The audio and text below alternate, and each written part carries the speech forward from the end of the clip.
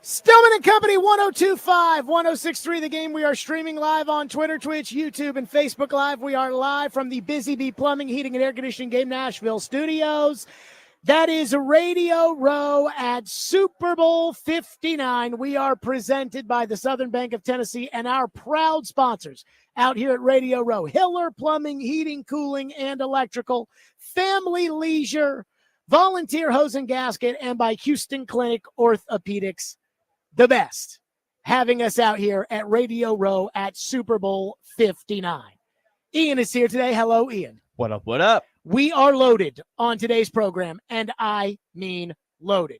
Barry Trotz will join us at 4 o'clock. He moved up his weekly visit because Christopher Mad Dog Russo will join us at 5 o'clock today. And I got a lot of questions for Doggy Dog. And so he will join us on the program again live here out at Radio Row. And we'll sprinkle in some other people all throughout the show, etc., and so on and so forth. But I want to start on something that came out of opening night at the Super Bowl. Now, I've been to the last two opening nights. I think it is one of the silliest events that the NFL puts on, but God bless the NFL because they sell tickets to it and they make money. And last year, I remember being there at opening night, and they had the Chiefs come out, and they have a whole presentation and a song and dance and interviews and everything else.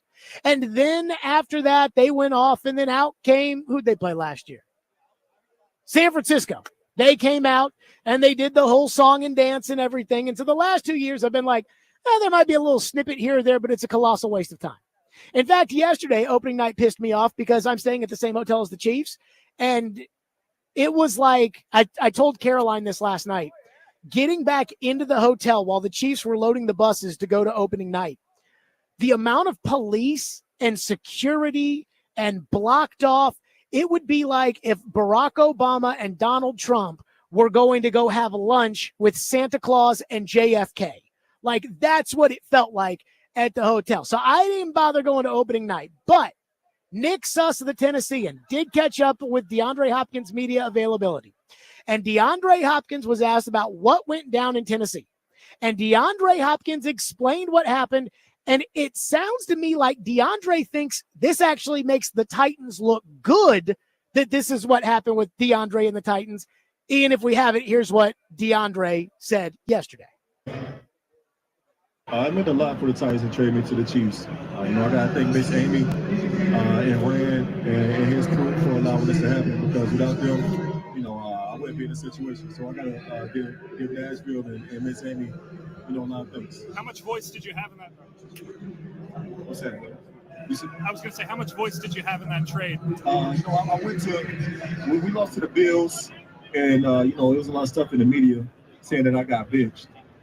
And I'm not the type to go on social media and to speak my truth, or to speak what happens, because I feel like everything kind of always passed. But I didn't get benched. That's the first time in my career where I was like, man, I don't belong out here on this field right now. We weren't winning. No plays were being called for me. Not that I'm a player that ever needs the ball, but on the field I want to be included in something.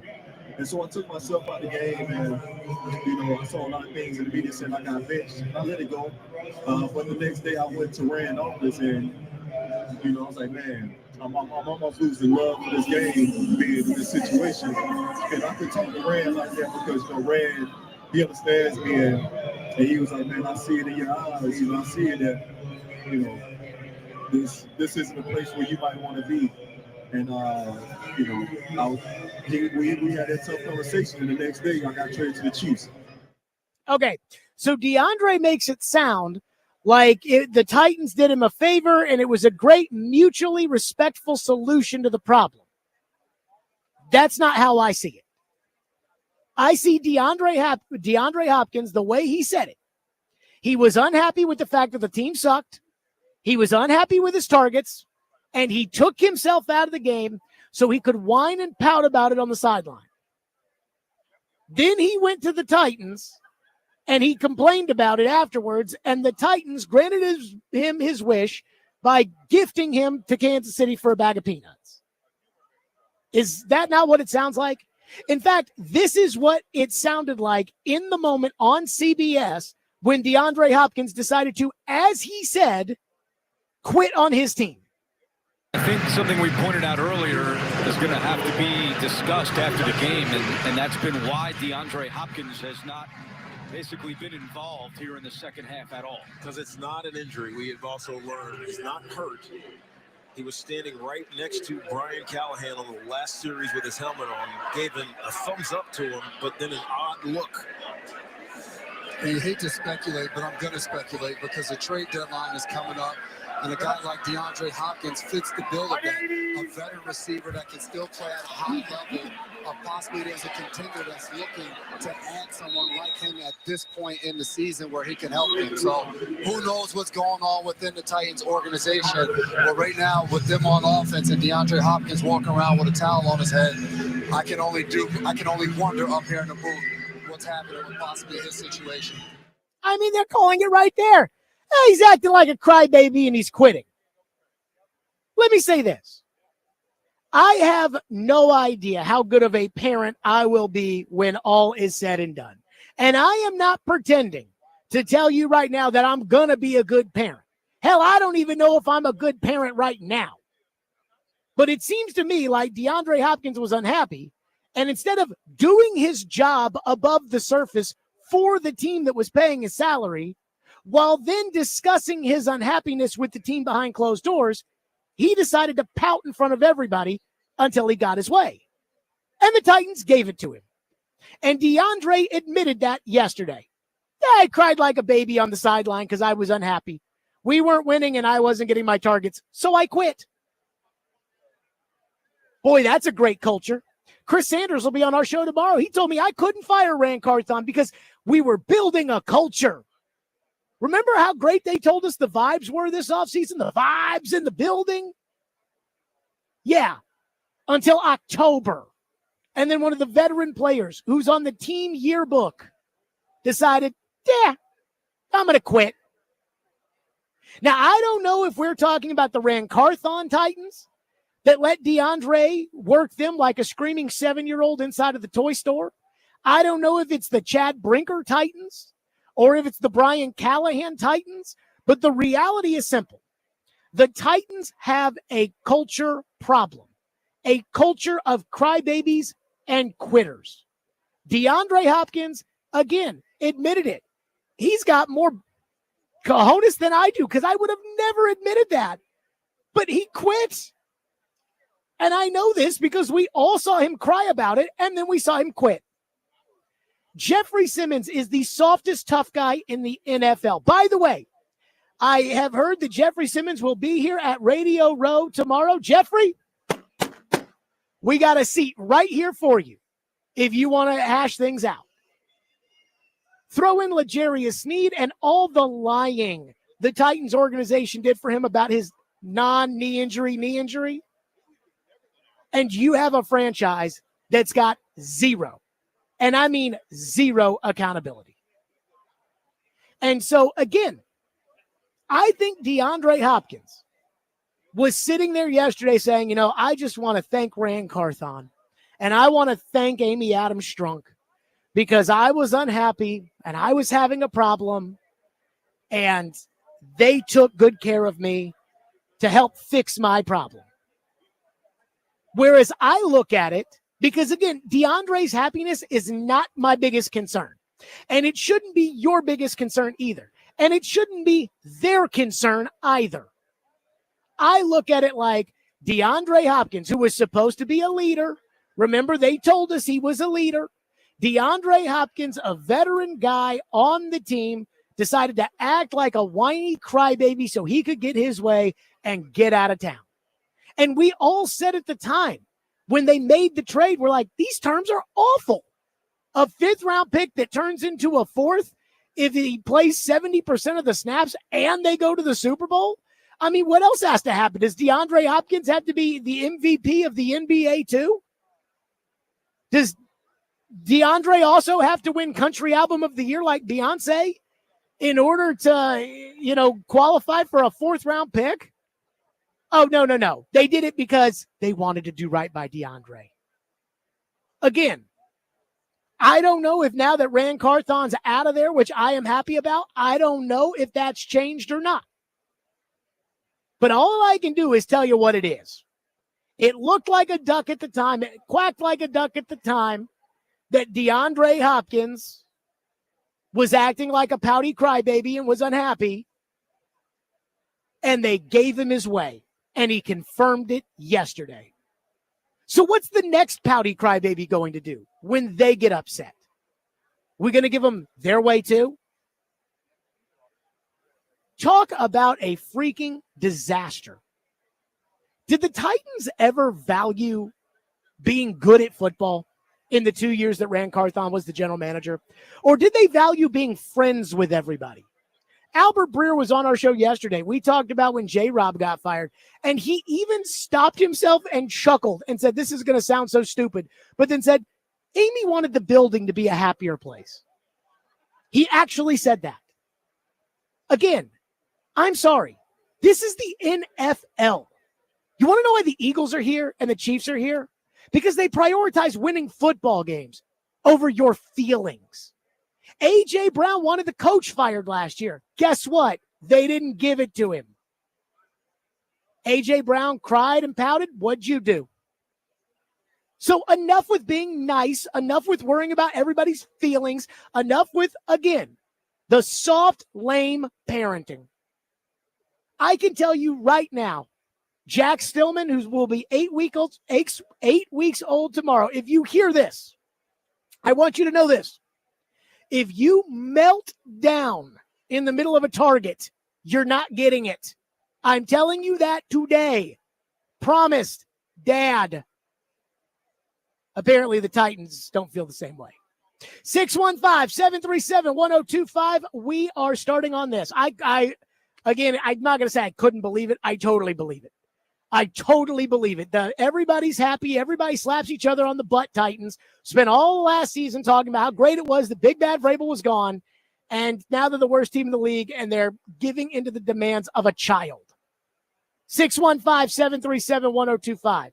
And the only hope that I have on any of this, it's one person. We'll get to it next. Stillman and Company, 102.5 The Game.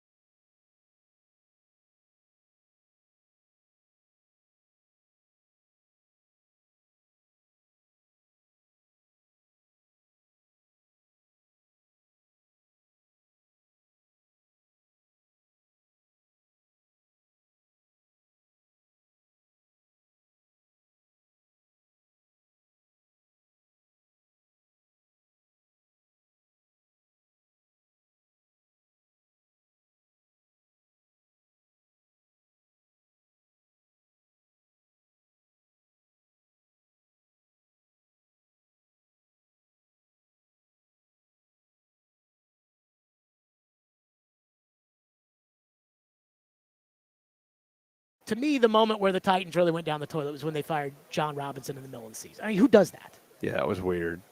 That was weird. And for whatever it's worth, I had heard a lot of it was like Amy wanted the building. This is going to sound so stupid that like Amy kind of wanted the building to be a happy place, and that like she didn't like the tough, hard-nosed, and that honestly wound up hurting Vrabel last year in in that hiring cycle where I think people thought he would come in and walk all over everybody, and that's why they didn't want to hire him, because a lot of these owners, he's going as much as they say like they will prioritize winning, it's like they also want to be involved. They also want to be able to walk in and Sure, it's why Brian Schottenheimer's the coach of the Cowboys.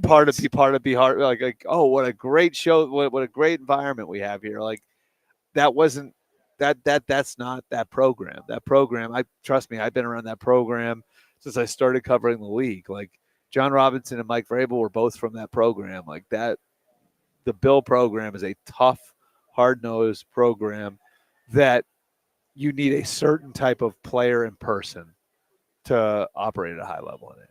That was Albert Breer on our show yesterday, and I love that part when he goes, oh, this is going to sound so stupid, but apparently Amy wanted the building to be a happier place. Ian, can we play the beginning of that again? I just want you to hear that this is the NFL, folks, and this is why a general manager who won 61% of his games got fired.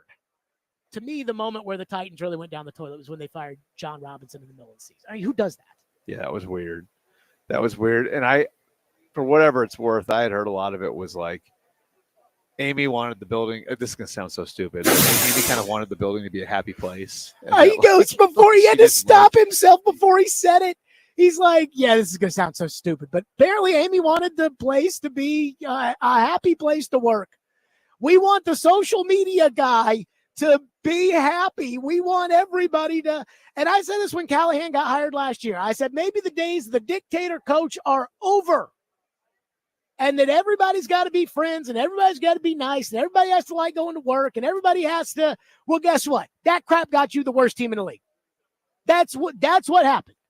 Yeah, we're in first place. You fired John Robinson. You didn't make the playoffs. You were making the playoffs with John Robinson. You fired him because you wanted the building to be a happier place.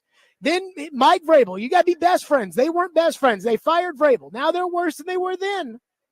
So, again, when DeAndre Hopkins admits to quitting on the team in order to get a trade to the Chiefs and that the Titans oblige, to me, that's not, hey, what a great organization who cares about their players, that invests in everybody being happy. That is a team that has no backbone. And so if this thing's going to get turned around, there is one guy who has a chance of changing this culture, and that is Mike Borgonzi. He's the only guy. Now, am I betting on it? No. But he's the only guy in a position of power who's got the balls, I think. I don't know if he's got them or if he doesn't have them. He's the only guy I know there that might be able to put his foot down and bring accountability back into the organization. Because none of this happens if Mike Vrabel's the coach. DeAndre pouting on the sidelines and then getting his way. And again, I'm not the biggest Vrabel guy in the world, and you all know that. But it's not going to be Chad Brinker. He's too nice. He's trying to make everybody happy. It's not going to be Brian Callahan. He's too nice. Everybody I've talked to here at the Super Bowl, when it comes to Callahan, they're like, yeah, it was a tough season, and, he's learning, he got experience, he's got to get experience, and he's this, and yeah, it was tough, and they don't want to say, man, he sucked last year. They don't want to say it. And when Brian Callahan can't fire his inexperienced defensive coordinator who couldn't get a meaningful stop, that told me all I needed to know. I mean, the fact that you had to pull his teeth, he was kicking and screaming about firing Colt Anderson, told me all I needed to know. So when it comes to accountability and it comes to responsibility and it comes to, again, this is a job. We're here to work. We're here to win. Not we're all here to pat each other on the ass. I ain't getting it from Callahan. I'm just not. And when it comes to Chad Brinker's not going to put his foot down on anybody. He may put the hammer down on him. Again, we'll see how this all plays out behind the closed doors. Like, he might, but the only hope is that Mike Borgonzi gets in here and says, no, we're not letting Jeffrey Simmons throw punches in practice and then saying, it's okay, Jeff. We're not going to let Jeffrey Simmons go make an ass out of himself on the sideline at training camp in front of the kids and say, it's okay, Jeff. No, we're going to have actual accountability and responsibility here. We're going to do things like grown-ups. Like, if they can do that, they got a shot. But if they don't, it doesn't matter who they draft. It doesn't matter who they sign. It doesn't matter. And it's unbelievable. So Borgonzi is the only one that we can really pay attention to. Phone lines driven by WilsonCountyHunter.com. Let's hit some of your texts right now. One texter says, they don't have the skins to play football and have teamwork. There are too much crying babies. Again, I hope that Mike Borgonzi will put an end to that. I don't expect it, but I hope. One texter says, you should have heard, not going to say, but what somebody else who got mad at us a couple of weeks ago after we called him out for being soft on Rand Carthon, you should have heard what they said this morning regarding DeAndre Hopkins. He was talking about how much Rand did such a splendid job getting anything for him. It made me want to puke. Congratulations, Rand. Yes, congratulations. Thank you for getting a 5th-round pick for the Chiefs' number 2 receiver. Because he was pouting on the sidelines. What a freaking joke. It's a joke. And again, I don't care who you draft at quarterback. If you don't have anybody to hold the locker room accountable, it's not going to matter. Again, I don't think Vrabel can develop the quarterback in New England, but I know this. There won't be any pouting on the sidelines the way DeAndre Hopkins was doing it. And somebody says, well, what are you supposed to do in that situation? They made the best of a bad situation. You suspend him for conduct detrimental to the team. You don't want to play? The Tampa Bay Buccaneers had a similar situation years ago. Remember when Antonio Brown ran off the field and stripped on his way out, Joanna Man style? It wasn't like Tampa was like, oh, okay, AB, we'll trade you tomorrow. One texter says, why would Amy even care about how happy the building is? She's never there. I think that's a really good question. So here's what I believe. When you're good, everybody wants to be a part of it. Everybody wants to feel like they matter. Everybody wants to feel like I contributed. And so when it comes to the coach, the GM, the owner, everybody kind of wants to be like, this is my team. And that's the problem with Robinson and Vrabel is that they got to, this is my team. So they started acting like that. And all of a sudden that, clearly was an issue. And the owner didn't like it. And so the owner wanted, hey, this is my team. And unfortunately, I said this on Boston radio a couple weeks ago, and they laughed about it. But I said, I think the big problem is that when the Titans had that number 1 seed, everyone got their own head up their ass. Vrabel, Robinson, Amy, and they all did dumb stuff. Robinson, oh, I can replace A.J. Brown. Can you? Vrabel, oh, I know Todd Downing. These are my coaches. By the way, Ian, did you see who's back in New England? What do you mean? Todd Downing, wide receivers coach. Oh, I did see that actually. Yeah. Vrabel can't quit him. I need to go on Boston radio this week. I probably will at some point. But again, I mean, it's just when I saw that yesterday, I was almost incensed. And it was crazy because it's like DeAndre Hopkins was acting like, man, what a great organization. They did me such a solid. I quit on the team. They traded me for a bag of peanuts, and now I'm here at the Super Bowl. Thank you, Rand. And again, I'm sitting here thinking, if my child ever throws a fit in the middle of a department store, I can guarantee you he's not getting a toy. Guarantee it. Dun, dun, dun, dun. Guarantee it. And yet, not with the Titans. Not with the sunshine and rainbow Titans. Remember what Harold Landry said? Now that Big Bad Vrabel was gone, everybody has their way. Adam in Portland says, DeAndre Hopkins was miserable. So were you. So was I. Stop acting like it wasn't a good thing to get a pick. Our team and quarterback were depressing. I hope he gets a ring. We don't need to waste him or Derrick Henry. You just look at things backwards. No, I don't care about Derrick Henry, and I don't care. DeAndre Hopkins won a ring. Woo! I don't care about that. I care about the Titans. That's what I care about. 615-737-1025. We roll along. We continue live from Radio Row here on 102.5 and 106.3 The Game.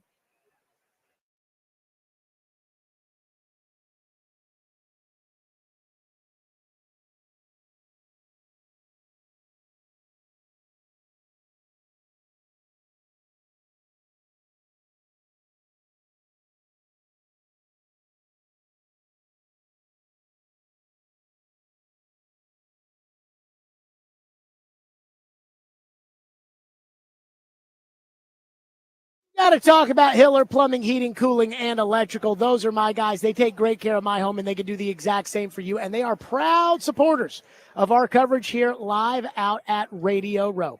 Hiller Plumbing, Heating, Cooling, and Electrical has been in business since 1990, and they are family-owned and operated. Jimmy Hiller was recently named amongst the most admired CEOs because of the way he truly cares for his team and his clients. And again, I know that because I use Hiller at my home. Hiller takes care of the customer on every job, every time, and they stand behind their work with 100% satisfaction. Of happy you'll be, or the service is free. Learn more at happyhiller.com. That's Hiller Plumbing, Heating, Cooling, and Electrical. Proud supporters of the Preds, the Vols, and Vandy. Hiller, call that fixed truck today.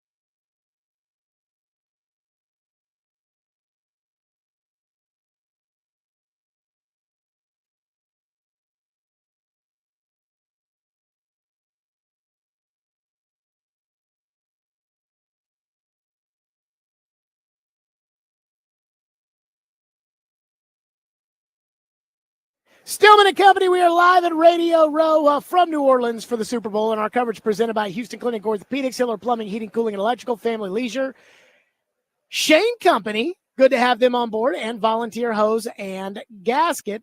And let's give away a family 4-pack of tickets while I'm at it to the Athletes Unlimited professional basketball games at Nashville's Municipal Auditorium Saturday, February 8th. Tip-off at 5 o'clock. Stars playing include Alicia Clark, Sydney Colson, Lexi Brown, Jordan Hurston, Isabel Harrison, and more. And I just saw Jude Schimmel is participating. Ian, that's a throwback to we recruited Jude at Louisville, and she was with us for 2 years while I was there. I have a big spot in my heart for that Jude Schimmel. She's a part of it too. Be caller 5 at 615-737-1025, and you'll be going to that. So Ryan Glass-Steagall joins us now from Front Office Sports. You were with the New York Post, I believe, for a while, as far as all that's concerned. So you're a media guy. You're a media reporter. Is that the best way to describe? Yeah, media and entertainment, but I definitely probably am most known for breaking and analyzing sports media news. Okay, let's start with this. Here we are at Radio Row. And yet I remember when I was a kid, Radio Row used to have all the big wigs and all the, like, Colin Cowherd would be here and ESPN studio shows would be here. And now they're really not. Now it's all just like streaming website companies. Is that where all this is heading? Like, I see DraftKings with a big set there. What channel is that? I don't even know. I mean, they have like Fast Channel on TV and they stream on YouTube, but they've got like Mike Golick and Mike Golick Jr. But yeah, I mean, it's a little bit more spread out, and then they come for less days. I think the big shows are going to be in New Orleans Thursday and Friday, but they used to be Super Bowl week the whole week.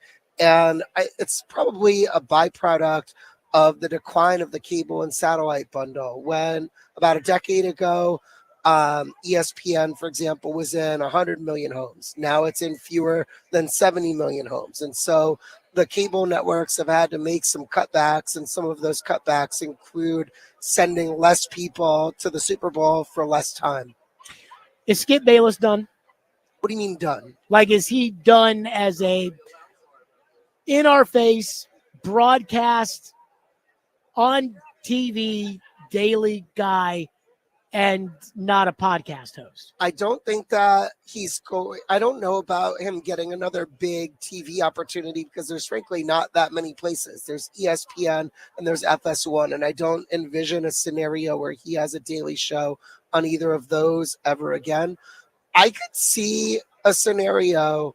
Do you remember this summer when he went on Pardon My Take and he went on a couple other Barstool shows? I could see a world where Dave Portnoy thinks, okay, I can make some money having Skip Bayless in my ecosystem. And then all of a sudden, Barstool is as irrelevant as anybody, even without having a linear TV network. They transcend linear TV. But if Big Cat or PFT commenter or Dave Portnoy or even people like lower on their depth chart, like walked through Radio Row, they'd be mobbed. So I could see a scenario where he ends there. I wouldn't bet against him. His whole career has been so improbable. Like he went from being like a huge newspaper columnist to basically inventing the genre of sports debate on TV. And I think that he might have another act left in him. I really do. Do you really think Stephen A. Smith is worth $20+ million a year? ESPN would be fine if Stephen A. Smith wasn't there. And I understand he's good at what he does. But this idea that we have to pay Stephen A. Smith $20 million a year, I think is a little over the top. Well, I think he's been underpaid for a lot of his time there in the last decade because he keeps signing a deal and then the market makes it obsolete fast. He signed a deal with ESPN and then FS1 paid Skip Bayless and Colin Cowherd a lot more than what ESPN was paying Stephen A. And then he signed another one, and then ESPN paid McAfee a lot more than they're paying Stephen A. And so he's worth what he can get ESPN to pay him. Do I think that he makes $20 million for the company? He probably does. But if he left ESPN and then they made Shannon Sharp the main host of First Take, I don't think that they would have a big drop off in terms of revenue and relevance. So I understand both sides of this. Ryan Glass-Steagall's with us. He's with Front Office Sports. I do wonder, as far as the game broadcasts are concerned, why are Joe Buck and Troy Aikman making so much money? Why is Tom Brady making so much money? Why? I'm going to watch the Super Bowl on Sunday. I would not watch it if Tom Brady wasn't calling the game. Now, here's where I'll disagree with you. These, Aikman and Buck are worth an absolute fortune to ESPN, because if you remember what it was like before they got there, ESPN did not get as good of games as Fox, CBS, and NBC. And now ESPN is in the Super Bowl rotation, and they get a great suite of Monday Night Football games. The intangible value of knowing that they have the best announced team has made the league office give ESPN better games. ESPN pays over $2 billion for those like 18 NFL games per year. If they get one outstanding game that they wouldn't have otherwise gotten, Buck and Aikman pay for themselves. Is that really worth $18 million? Yeah. Like just But one good look game. at what they're paying. They're paying like $200 million per game to the NFL. Unbelievable. I have a theory about the Pat McAfee show. I want your opinion on this. And I know you're a news reporter more so than an opinion haver, but this is an opinion. I believe that network executives around sports, you bring up ESPN, FS1, Barstool, though I don't think Barstool's looking for it as much because I think they have it more than others. They're all trying to figure out, like, man, McAfee, he's so great. He's, FanDuel paid him all this money, and now ESPN's paying him all this money. Here's why McAfee's good. Because McAfee has energy, and McAfee talks football. Now, I think it doesn't hurt that they had Aaron Rodgers, especially when all that controversy was going on. But again, high energy, football. If I got hired by one of these executives, like I think FS1 talks too much basketball. It's ESPN. They start talking basketball, click. Now, I understand, like, Luka Doncic gets traded, that's one thing. But, like, the idea of, are the Rockets the team to beat in the Western? I do not think people care about that across the country. No, they don't. And I just think it's football, high energy, and he's with his buddies doing the show, and it's like, hey, they're having a good time, so people watch the show, and they feel that positive energy. And yet, for some reason, none of these executives feel like, maybe instead of hiring people to sit there and argue about basketball, we should just put a bunch of guys on that look like they're having a good time talking football. Why do these executives not see that? Well, at ESPN, like I completely agree with you at FS1. ESPN is the biggest rights holder of the NBA. They air the NBA finals every year. They have just a ridiculous amount of NBA inventory.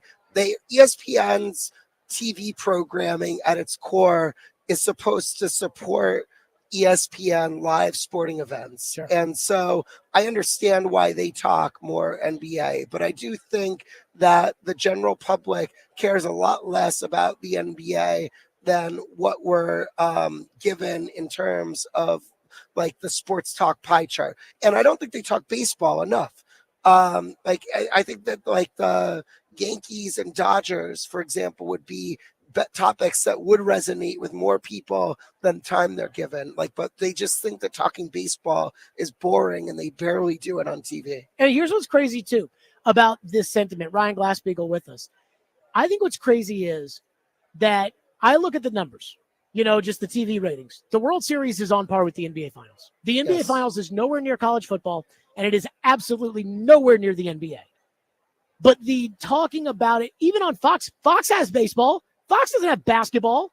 The amount of talk they do on the NBA compared to the amount of talk they do on Major League Baseball would make you think that the NBA is closer to the NFL than it is to Major League Baseball. I think that they program a lot of these shows based on how well the highlights do on social media and YouTube, and the NBA does over-index there. When they talk NBA on like First Take, those videos do better on YouTube than when they talk NFL. And so that's what they're seeing is they think that the NBA is this young digital audience that is being underserved. And that's why they talk about it a lot, even though, to your point, the TV ratings of the actual games wouldn't support that theory. When I do Mad Dog Radio on the weekends, if I talk NBA, nobody calls. If I talk baseball, nobody calls. Now, like if Luka Doncic gets traded or if, like Otani's interpreter, those stories will get calls on that. But like if I just talked about the NL East race, nobody's calling. If I just talked about the NBA, nobody's calling. If I talk football, loaded phones every time. I did 3 hours of calls on Saturday with people about whether or not Jalen Hurts was an elite quarterback. I have decided that we're not sports fans anymore. We're football fans, and we care about our own team in the other sport. Yeah, I'm not sure exactly how old you are. I'm 38, and when I was growing up, it went football to basketball to baseball to football to basketball. And even hockey, because I grew up in New England. And it was not this scenario where the NFL has just, I liken it to Cartman's Trapper Keeper in that episode of South Park, and it's just gobbled up all of the attention from other sports over the last 30 years to the point where football's King Kong and everything else is like a niche sport. It didn't used to be that way, but did it used to be that way and they just didn't serve that audience that way, or do people just not? No, I don't care? think the football ratings were the same as like what they are now. I think that it's just gained in popularity probably through the advent of fantasy football and from gambling, and it's like honestly the last like monoculture event, the Super Bowl. There's nothing else like it. And it's the one thing that like everybody in America watches. And I don't know like how exactly it got to be like this, but yeah, it just is totally siphoned away all of the attention from everything else. 10 years from now, I'm going to ask you for a prediction. Ryan Glasspiegel with us from Front Office Sports.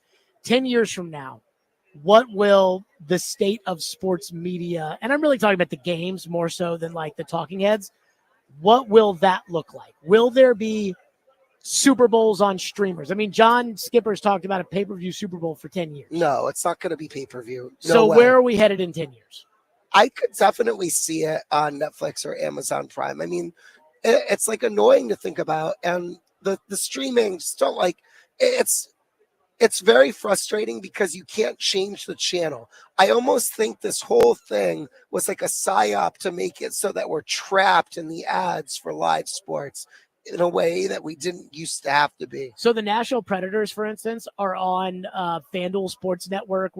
And I have YouTube TV, so I don't get that. So my parents have DirecTV, so I have to log into the DirecTV app, and I have to, and like in order to stop watching the game to then watch something else, it's like exit the app, load up something else, sign in, sign out. Better remember your password. Oh, you gotta like two-factor authentication. Yeah. And like the Predators stink this year. It makes it really hard to want to watch the games. I do wonder though, like if that ultimately is going to end up being a bad thing for sports. What you're talking about, just not the ability to click. Yeah, I mean, and the fact that this stuff is like behind paywalls, and it's like if you're a 12-year-old or whatever, how are you going to discover the Predators and become a fan? If like this is the lengths you have to go to watch a bad team. I really do think that the way that this is all fragmenting, they're really, really risking not having a future audience for these sports. Now, I don't think 10 years is short enough that we're going to have the real pain, but 20 years, certainly you're starting to see a lost generation where I don't even know what if that's going to mean for sports talk, because who's going to listen to us if they don't care about sports? Wow, that's scary. Last one for you. Do you think that the resentment that the media has towards Tom Brady owning a part of the Raiders and doing the games on Fox and the lack of giving a crap about it that Fox and the NFL have displayed, do you think that's overblown, or do you think that that's a massive story? It is a massive story, and it's overblown because, like what you said, anybody's going to still watch the Super Bowl. Like, I don't think it really matters if it's Tom Brady or Greg Olsen or like Jared Stillman. Yeah, whatever. It could be anybody. And people are going to like watch that game. It's crazy. I don't think that I ever would have like believed. It's not like he's, there's all sorts of like minority owners in sports who are ceremonial and they don't have any real decision-making power. He's in charge of their football operations. Like, it was his decision to bring in Pete Carroll. He's going to be the one who decides who their next quarterback is. And on one hand, it's not like 60 Minutes. It's not like Edward R. Murrow, like reading the news about Vietnam War or something.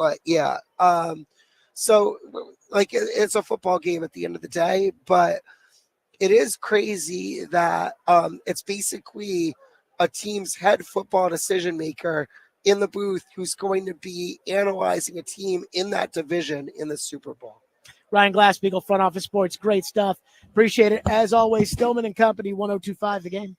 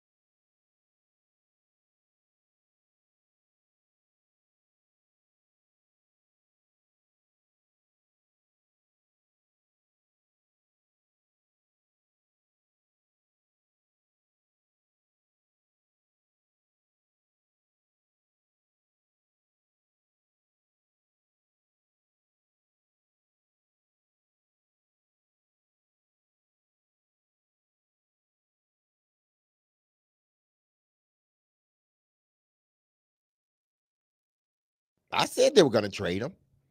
I said there was going to be this, especially when Ridley wasn't getting the ball early. I said this is about to change because they brought this man in here for damn near $30 million per year, and you're not targeting him. I said it's going to start to shift. But even before that, it was like, man, there's there's rarely in the NFL where you have a veteran guy like Hop that comes in and he's been that guy for so long. And that first year with that team, he's still that guy. Why? Because there's nobody else really that can compete with him because they're really all young.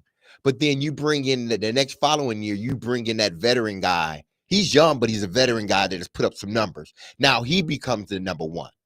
It's hard for that number one that used to be the number one that's now the number two to accept that. And people kept saying, oh, it'll always be D-Hop. It'll always. No, it won't. They paid that man close to $30 million, meaning Ridley. They're going to eventually gear the offense toward him. And guys that are in the ilk of D-Hop, they just don't understand it. I didn't understand it when it was happening to me. That was D. Mace on, again, DeAndre Hopkins admitting to Nick Suss of the Tennessean last night at opening night at the Super Bowl that, yeah, I quit on the Titans. Like, that's it. DeAndre Hopkins said he took himself out of the game against the Buffalo Bills. Ian, we need to go back and check after that Bills game. I believe Callahan was asked about Hopkins removing himself from the game. And I don't know if he said he was injured or not. I remember there being I'll go look, see what's in there. Yeah, I remember there being like some kind of discussion about like, was he hurt? Was he not hurt? And then Hopkins, had this like very cryptic, like, I wasn't getting the ball kind of stuff. And so when Derek's sitting there saying like, hey, they paid Ridley. Ridley's going to get the ball. This was inevitable. DeAndre Hopkins was going to be. Is there not anymore a sense of, hey, we pay you. Like, we pay you on the Titans to play for the Titans. And so if you're not happy that you're not getting the ball or you're not happy that the team's not winning, that's what the money is for. But instead, just in Rand Carthon land, and I am going to put this on Rand Carthon because it's convenient to do it. Because they'll never tell you how much Rand did or didn't do. They'll never tell you how much Say Brinker really had. So we'll just do it this way. But if that's the case, like, that's the sign of a weak organization. Adam in Portland's all worked up, texts in on the show and says that if DeAndre Hopkins had an ounce of football left, go get a ring. Ridley quit, and he's the team's number one. And slow down. You've been a dad for 5 minutes. Things change. Again, I just said, if my kid throws a temper tantrum in the middle of a department store, I'm not going to give him what he wants. And the Titans did that with DeAndre Hopkins. Callahan said, I guess it was the Monday presser about Hopkins dealing with some type of lower leg soreness. Oh, good God. See, this is the crap where it's like, Callahan said it wasn't a knee with L'Jarius Sneed. He said it was a quad. And I'm like, yeah, he's lying. Which, by the way, Ian, I'm just going to say it like this. Remember how we always talk about the difference between I'm telling you and I'm telling you? Mm-hmm. Like there's, I'm telling you, I think, and there's, I'm telling you. I'm telling you, it was a knee injury and a quad injury for L'Jarius Sneed, and they lied about it. I'm telling you. Adam said that kid will have you buying all kinds of stuff at Target. Wait and see. I mean, again, it's not like I'm going to deprive my child. I'm just not going to do it if he cries there in the middle of the department store. That's what DeAndre did in that Buffalo game. The CBS broadcasters were like, yeah, this looks like he's pouting on the sideline. Okay, so Sam Brookhouse of Sumer Sports is going to join us. And again, we had Thomas Dimitrov on the show yesterday. The nerds at Sumer Sports. What does the nerd report say the Titans should do with the number one pick? We'll do that next. Stillman and Company, live from Radio Row, 102.5 The Game.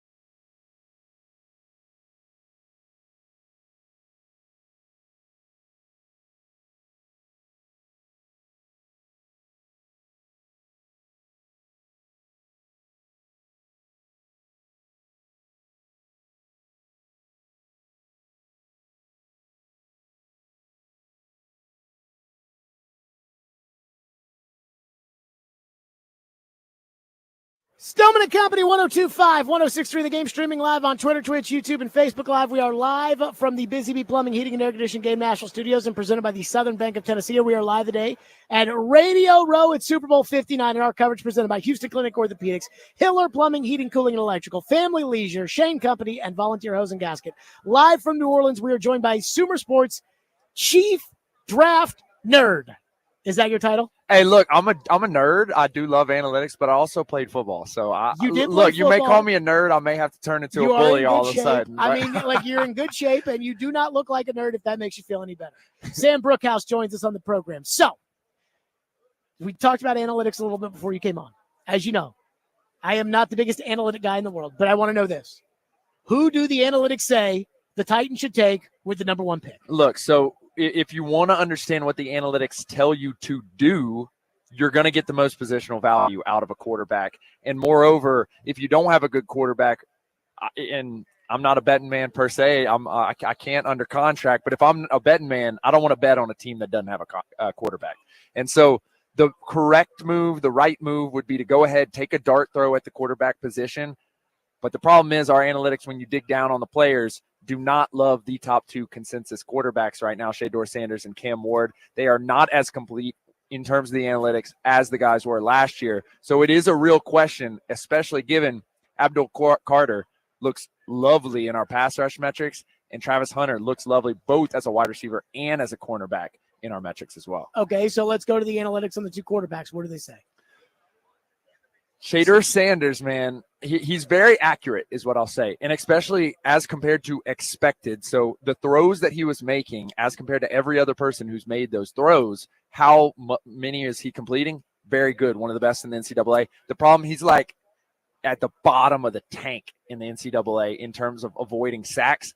Y'all currently have Will Levis right now. He massively struggles with that. That will not get much better. So you're going to have to hope that all those other things that Shedeur can do will improve over Will Levis. Cam Ward, a little bit more of a play creator, but some of that top metrics in terms of accuracy, decision-making, stuff like that comes down a little bit. So he's a little bit more muted, a little bit more average than Shedeur at certain things, but he doesn't have that deep bad side that Shedeur has when he runs around and gets sacked. Okay, so what is the difference between your analytics in terms of avoiding sacks and the fact that we all know Shedeur Sanders took 50-something sacks and led college football in sacks taken? Right. So I mean, I don't need like a degree from Penn to tell me that Shedeur gets sacked a lot. So interestingly, we can kind of break it down to if it's the offensive line's fault or if it's the quarterback's fault. Whose fault is it at Colorado? It's probably Shedeur, which is that's what our stuff seems to indicate. Now, the offensive line was not good, I will note,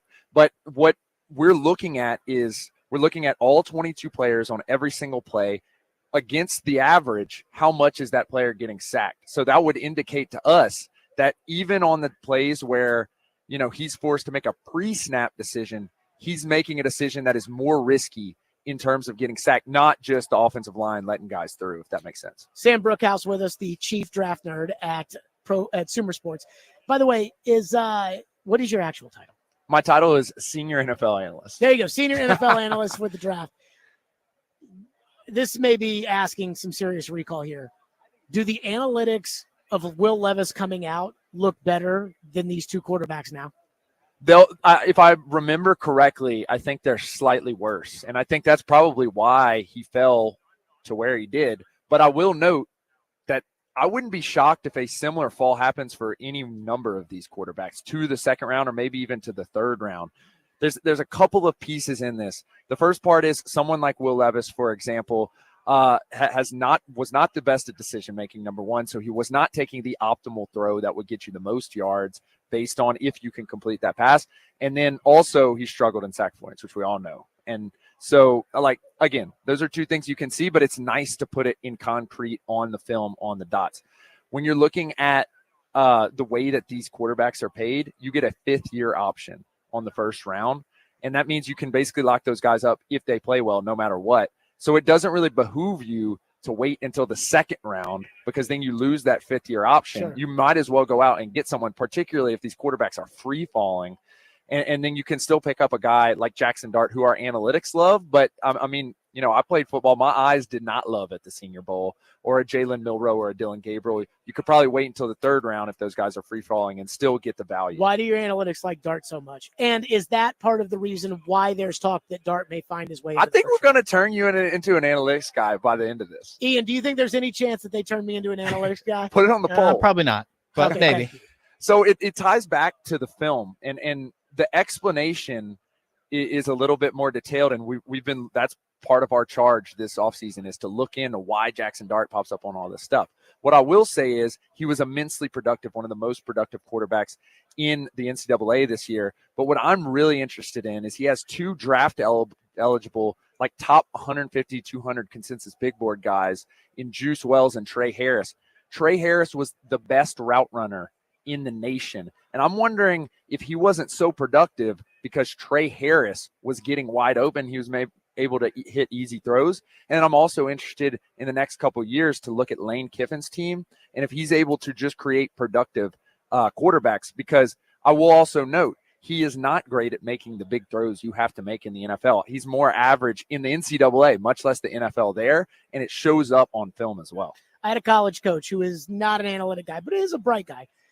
He told me Dart 1, Will Howard 2, Cam Ward 3. Wow. I don't. Is there any metric that supports that? I think honestly, like if you're going just starkly off the analytics and saying I'm not going to ask any deeper data questions about this, and you're just saying I want to put it down to one number, I think you could probably make an argument for Dart as the top quarterback in this class. But you have to do the deep digging, and that's what we at Sumer Sports love to do, because we work with our scouts in understanding, when the AI is watching the game, what does it need to be picking up, not just what is it picking up. And so, I tend to stick tight to the consensus. Teams like the Eagles, for example, tend to stick tight to the consensus. It's paid off with guys like Nolan Smith, who now is a player who's had impact in the playoffs. Obviously, some of their defensive tackles, similar situation.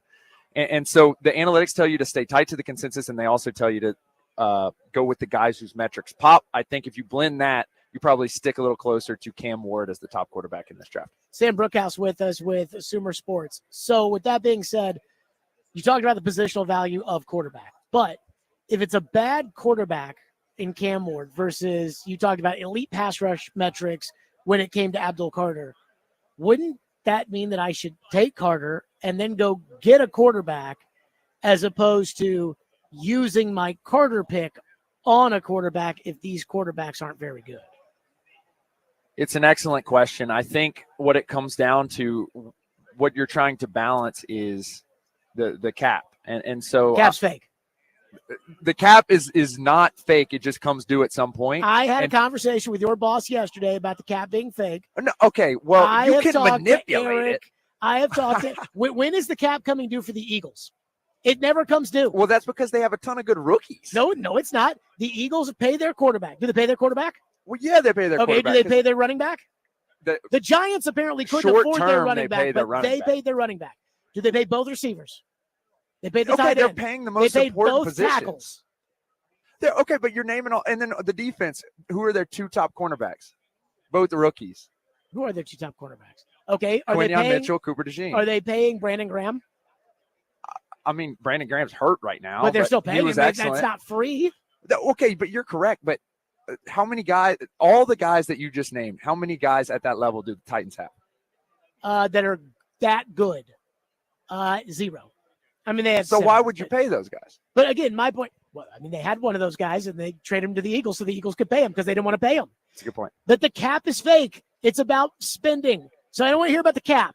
Okay, well, who would you spend on this offseason? Or better question, let's say you want to trade for Myles Garrett. You have the pick to do it. You could probably end up getting a first-round pick back, or you could configure it many ways. But would you just go out and get Myles Garrett? If I could just go out and get Myles Garrett, yes. With the number 1 pick? No, but that's because he's 29 years old. That's a good point. So, like, how many years of peak Myles Garrett do I have left? But here's what I would do. I would go sign if Sam Darnold gets to free agency, and I still don't think he will. I think Minnesota will tag him, though. This is a great prompt. The buzz I hear around here is that he's going to get to go out into free agency. Makes sense. I would give Sam Darnold a 4-year contract. It's really a 3-year contract, because you know how the league works. Yep. I'd give him $40 million a year. And people are like, well, he's probably How much more- guaranteed? Like 80? Ian, is that not exactly what I've been preaching? For the most part. $80 million for Darnold. So it's basically a 2-year commitment. And then, especially if I would trade the 35th pick in order to do it, just so I'm done at quarterback, right? At least for the meantime. And then I can build my team around the quarterback.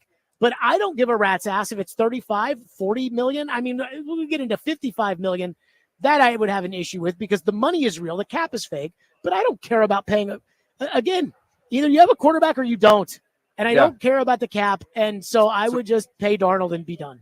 I think that's fair. And given the scenario that you said, I agree with you, but I feel like you have to take a quarterback in this draft, and you probably have to take a quarterback in the next draft too. And we saw the people who pulled this off correctly. Wait a minute. What? Yeah. So I take Cam Ward in this draft. Right. Then I stink. Then I take Arch Manning in next year's draft. Well, okay, I'm in the draft, the 7 rounds. In fact, I'd probably take 2 if I'm the Titans, and I'm like trying to get a quarterback. Well, Green Bay has always been right. Like, hey, we're going to take a quarterback at the end every year, no matter what. Right. I'm fine with that. You take Will Howard in the 5th round. Well, the Eagles did this too. They had Carson Wentz, and I don't know how quickly they were like, okay, this is taking a downturn, but he almost won the MVP his rookie year. Sure. And then they went and got Jalen Hurts in a middle round. That's what I'll say. And then the 49ers, Trey Lance, and then they pick up Purdy in the background. I think you try to take dart throws when, especially in a draft like this, where I don't personally feel good about a quarterback at the time. So I don't necessarily believe in dart throws. I think dart throws are when you're not in the NFL, it's a dart throw for us. Because I look at Cam Ward when I watch his tape, and I see a guy who either doesn't recognize the blitz or doesn't care.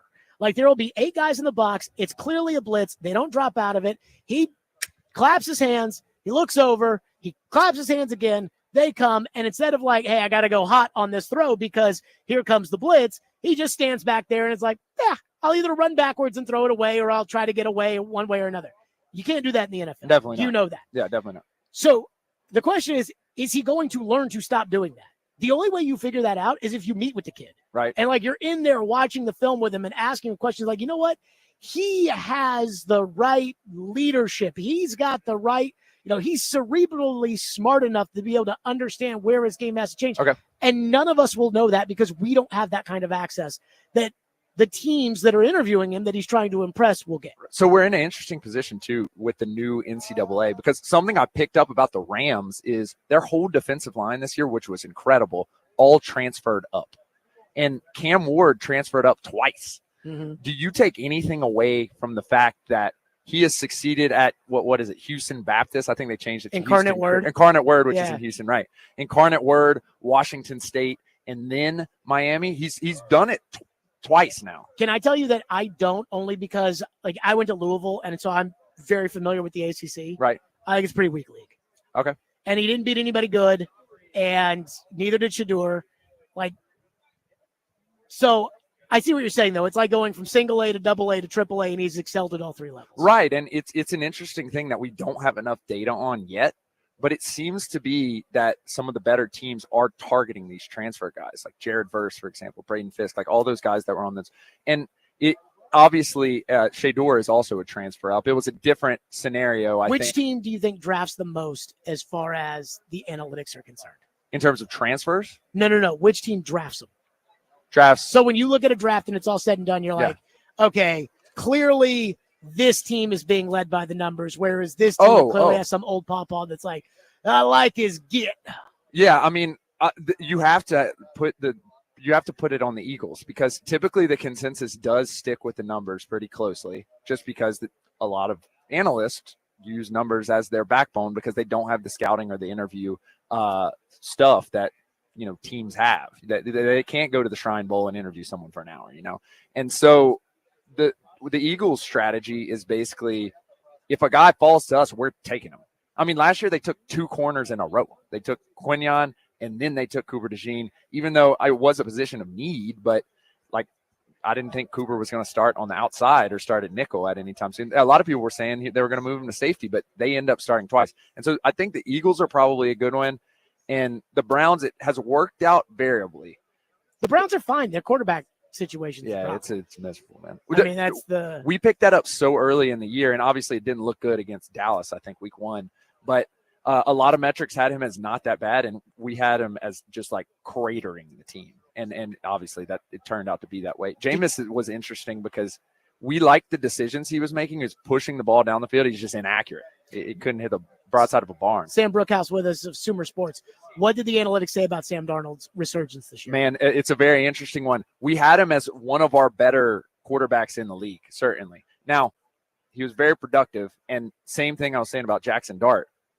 Guess who number one in route running was? Justin Jefferson. Sure. And KOC has said time and time again that the number one option on every single play that we throw the ball is Justin Jefferson. You can count on it every single time. Why would you not try to get that guy the ball 100 million times? So with that caveated, there were just like confusing stuff, particularly down the stretch, the last two games where he struggled to get the ball over the middle of the field. He struggled deeply in the red zone, and he was getting pressured and not avoiding sacks, not checking out of it, holding the ball too long. And all of that popped up and started to ding him. He started to kind of take a tailspin around, mid-season to the late quarter of the season, culminating in two disastrous games that led to them losing. Last one for you. Thomas was on the show yesterday, and he made it sound like, are you sure you're out on Will Levis? Now, the answer for me is yes.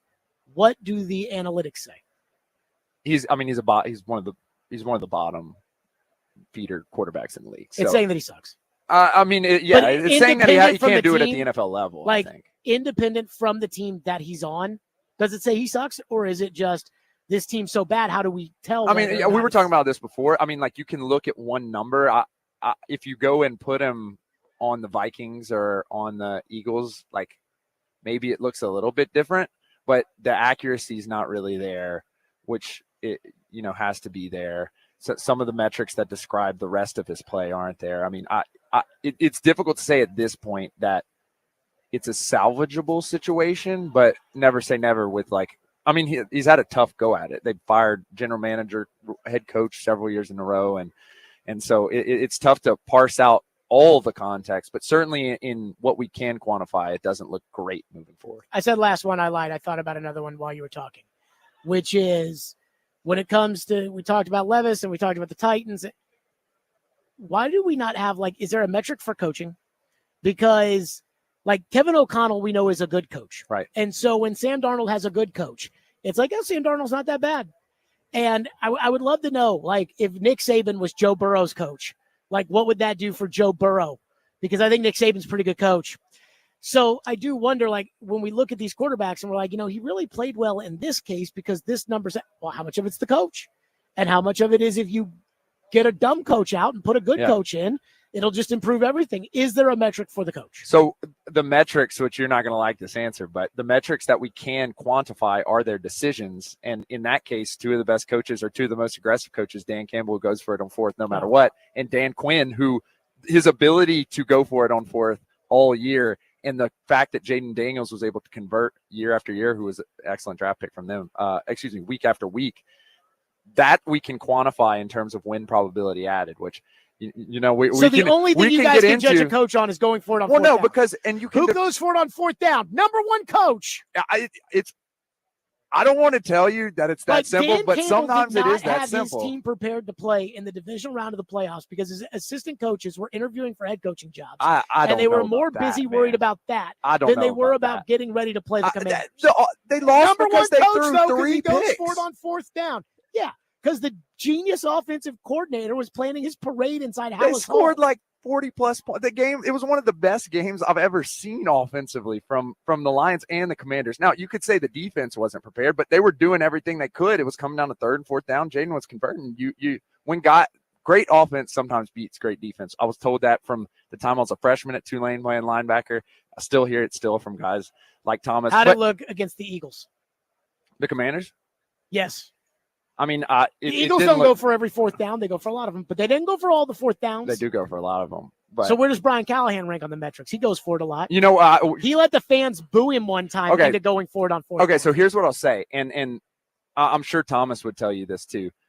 The NFL stands for not for long. So the reason why it's so hard to quantify other stuff is because stuff like player development, for example, you have to see the players develop, and like cap management for general managers or draft strategy for general managers. You can only see it from guys who have been there forever. And so like Thomas is one of the better drafters in history, but Thomas was also there for 10 years, for almost a decade. And so he had the ability to prove out his strategy. When you're in that leadership position, it's really hard to gauge, if a guy has a 3 or 4 year career, but then bottoms out, what went into that decision and if you really developed him to his degree. Sam, I enjoyed this conversation. This was fun, man. I loved it. So here's what I'm going to do now. After you're off, I'm going to get to the phones and I'm going to see if they bought what you were selling or not. How's that sound? Okay, let me know. Appreciate it as always, Sam Brookhouse from Sumer Sports. He is senior NFL analyst. That's correct. Okay, and also their chief draft nerd. I got to put that in my bio now. You should put that according to Jared Stillman.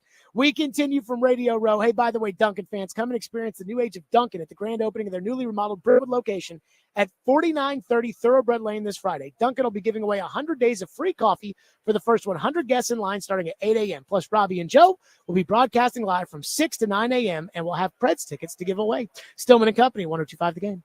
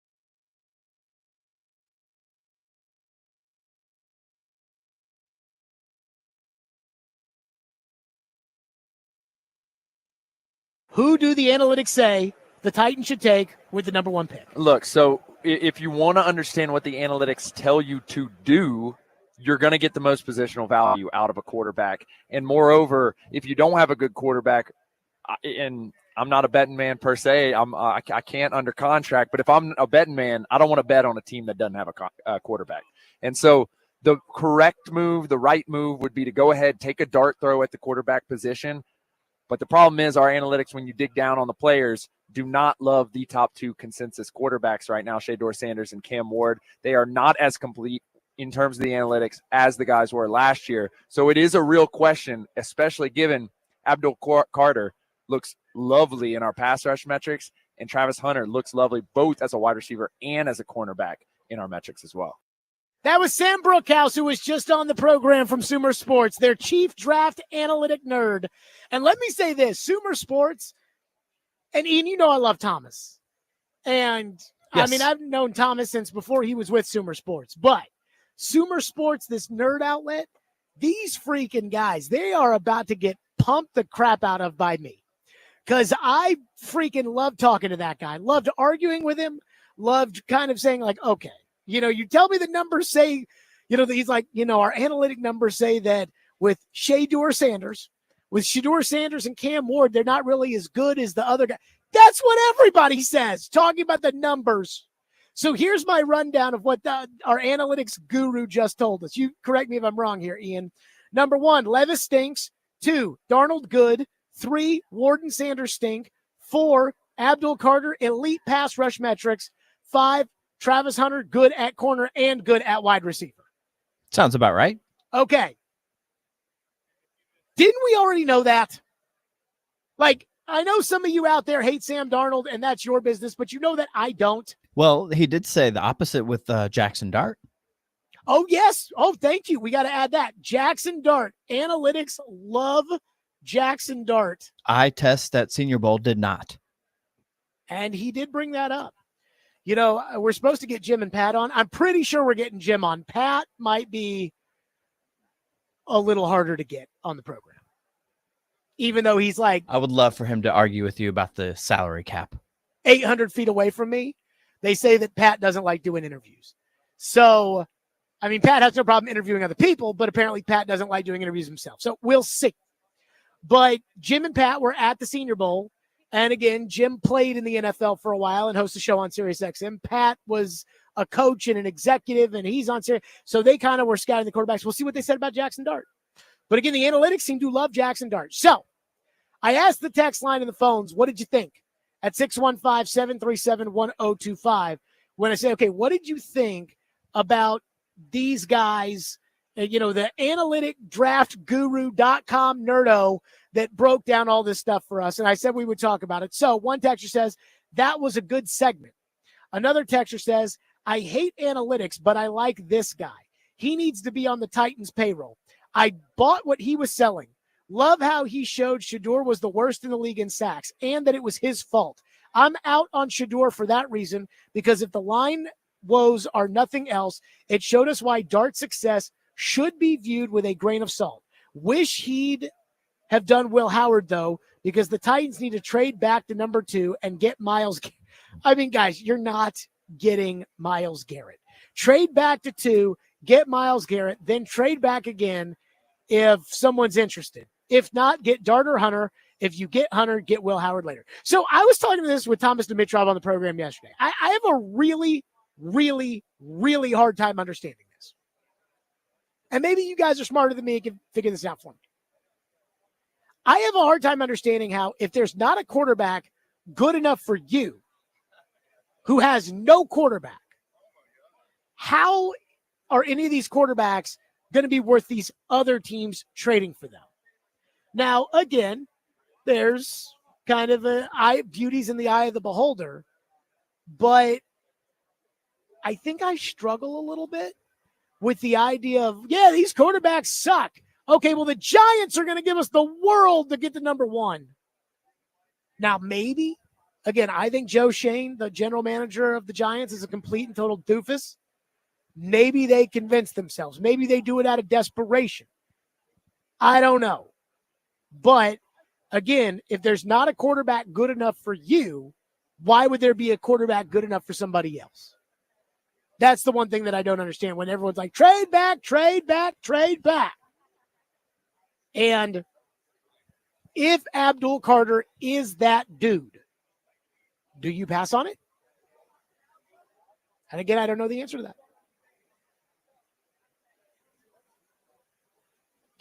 Boy, the distinguished gentleman is a big, this was a guy that we thought for the longest time was Rand Carthon's burner in the YouTube chat. He's turned into all in for Rand to all in for Shedeur Sanders. TDG, I'm just going to tell you right now, there is not one person here at the Senior Bowl that has told me, Thomas seemed a little bullish on Shedeur yesterday. There is not one person here at the Senior Bowl that I've talked to or Senior Bowl, Super Bowl that's like, Shedeur's that dude. Not one guy. And I've talked to a lot of people, both on the air and off the air, and I have not heard that from anybody. 615-737-1025 here on our program, 615-737-1025. And I do have a little analytic take before we get back to your thoughts on this at 615-737-1025. Plus, I saw Brian Callahan say something, and I assumed from the headline that it was bullcrap.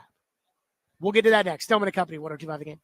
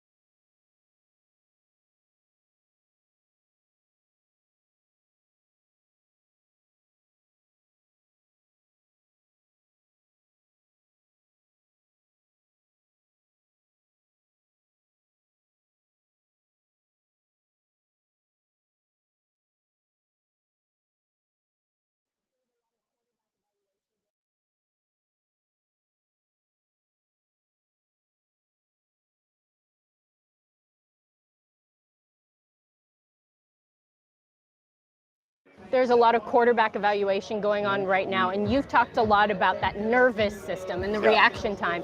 Is that something that you're able to gauge and evaluate here at the Senior Bowl, or do you need those interviews that will come a little bit later? You need all of it. Okay. You need every part of the process. You need the Senior Bowl, you need the combine, you need to see them throw live, you need to see them throw at their pro day, you need to see them in your building on the 30 visit. So there's a whole list of things you sort of have to check off on your way to making that decision. It's a long ways off at this point. There's a lot of work to do on all these players, in particular the quarterbacks. But there's no other way you can arrive at that conclusion until you sort of hit every part of the process to find out about how they function and who they are as a person. That was Brian Callahan at the Senior Bowl with Amy Wells of the Titans website. And I think that's kind of a shot at Levis. Hey, you can put it all together, but if you don't know if they've got that cool inside of them, then I hate to break it to you, but they can't play quarterback in the league. Got it.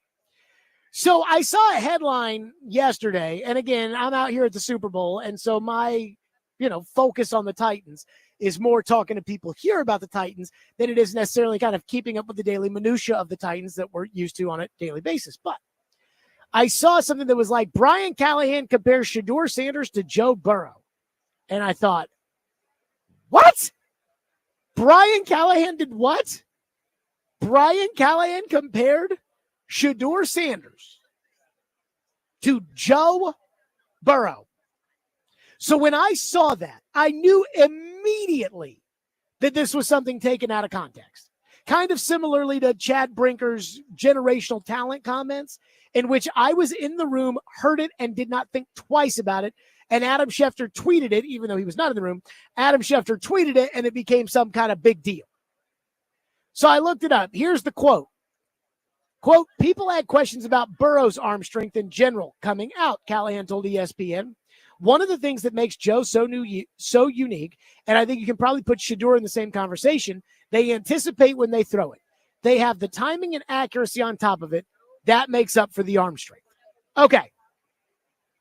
I don't remember having any concerns about Joe Burrow's arm strength coming out of college. The only concern I had with Joe Burrow when he came out was, is he the byproduct of playing with all these great players? Again, you knew Cincinnati was going to take him number one. If I had the first pick in that draft, I would have taken him number one. So it's really splitting hairs or, trying to find the mole on Cindy Crawford's face by talking about Burrow's arm strength. But my big thing was, is Burrow great, or is it just that, again, he had Lloyd Cushenberry at center, and he had Clyde Edwards-Helaire as the running back, and he had Jamar Chase at receiver, and he had Justin Jefferson, and he had Marshall at receiver, and he had Randy Moss's kid at tight end, and they had Grant Delpit and Kayvon Chason and Christian Fulton and all these guys on defense. And so was he just the best player, or was he just on this superstar team? And it ended up being both. But that was only my tiniest little knock. Callahan would know more about what people were wondering about Joe Burrow when Joe Burrow came out of college than I would, because, again, Joe Burrow, the Titans made it to the AFC title game. Joe Burrow was so far in their rearview mirror, it didn't matter. But this isn't really a comparison, in my opinion, to Shedeur Sanders. But then I started thinking about it. Because if I were to walk over to the SiriusXM set, and if I were to walk to the SiriusXM set where I am credentialed to be able to go, and I were to go up to the NFL radio guys and all the Mad Dog guys, and I were to go up to them, Dog's going to be on the show at 5 o'clock. If I were to say to Dog, I think Shedeur Sanders is Joe Burrow, I would get laughed out of Radio Row. Brian Callahan knows that he's not Shedeur Sanders, not Joe Burrow, and I know he's not Joe Burrow. Which kind of takes me to this. Could this be kind of the artificial pumping of the tires? Again, around draft time, everybody's looking for info.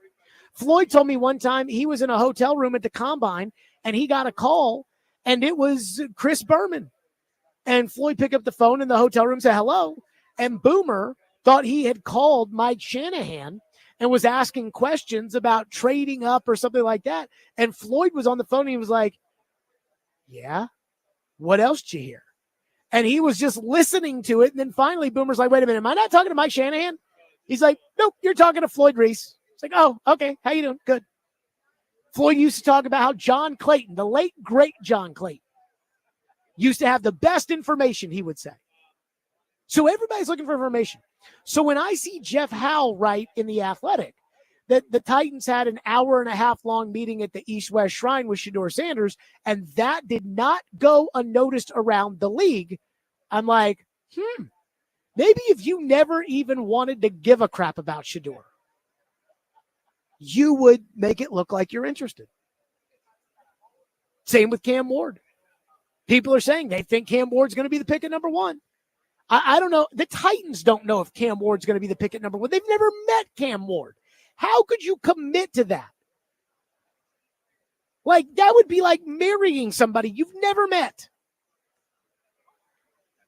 Now, if this is post-combine and the Titans are signing Daniel Jones to a 1-year, $8 million contract, and it's because they're going to take Cam Ward, but they will have already met with Cam Ward. They will have already spent time with Cam Ward, and so on and so forth. I guess the point I'm trying to make here is maybe this is actually genius. And you know me, I am not a local homer. I booked Mike Florio on the show, and I told Florio, I said, don't think you're going on a Tennessee homer show. Just FYI. And Florio laughed. But you know me. Unless I thought the Titans were actually doing something genius, you know I'd never say, well, you know what, this might be genius. But if these quarterbacks suck as bad as every single person, if they think these quarterbacks suck, it's actually a good thing to pump their tires. Now, somebody in the YouTube chat went all caps and said, he doesn't mean it like that exactly, Jared. Listen to Derek. Listen, I understand. He was talking about arm strength and comparing Burrow's arm strength to Shedeur. And the fact that, hey, they make up for a lack of arm strength. It's not like there's some sort of secret or something. I got it. Got it. I understand. But it's not the end of the world if the entire world thinks that you think these quarterbacks are great. Because even though I don't think there's a chance, if everybody here thinks these quarterbacks suck, that the football people making the decisions for the Giants and the Browns and the Jets and the Raiders, well, I don't think there's a chance that they would think these guys are good. There is a chance that the owner could think it. Would you put it past the guy in Cleveland to say, I want Cam Ward because I watched one college game? The New York Jets make their decisions based off of Madden football. And the Raiders, they're all about stars. That's all they care. This owner has his head so far up his ass, anytime somebody famous walks around, maybe Shedeur Sanders tickles his fancy. But again, as far as like comparing Shedeur to Burrow, I think the headline's a little misleading. And yet, I hope other people think it. I'll never think it, but I hope other people do. And then maybe that'll make your pick a little bit more valuable. 615-737-1025 will hit your phones live from the Super Bowl. Barry Trotz at 4 o'clock, Trevor at 4:30 as normal, and Mad Dog Russo at 5. Stillman and Company, 1025, 106 for the game.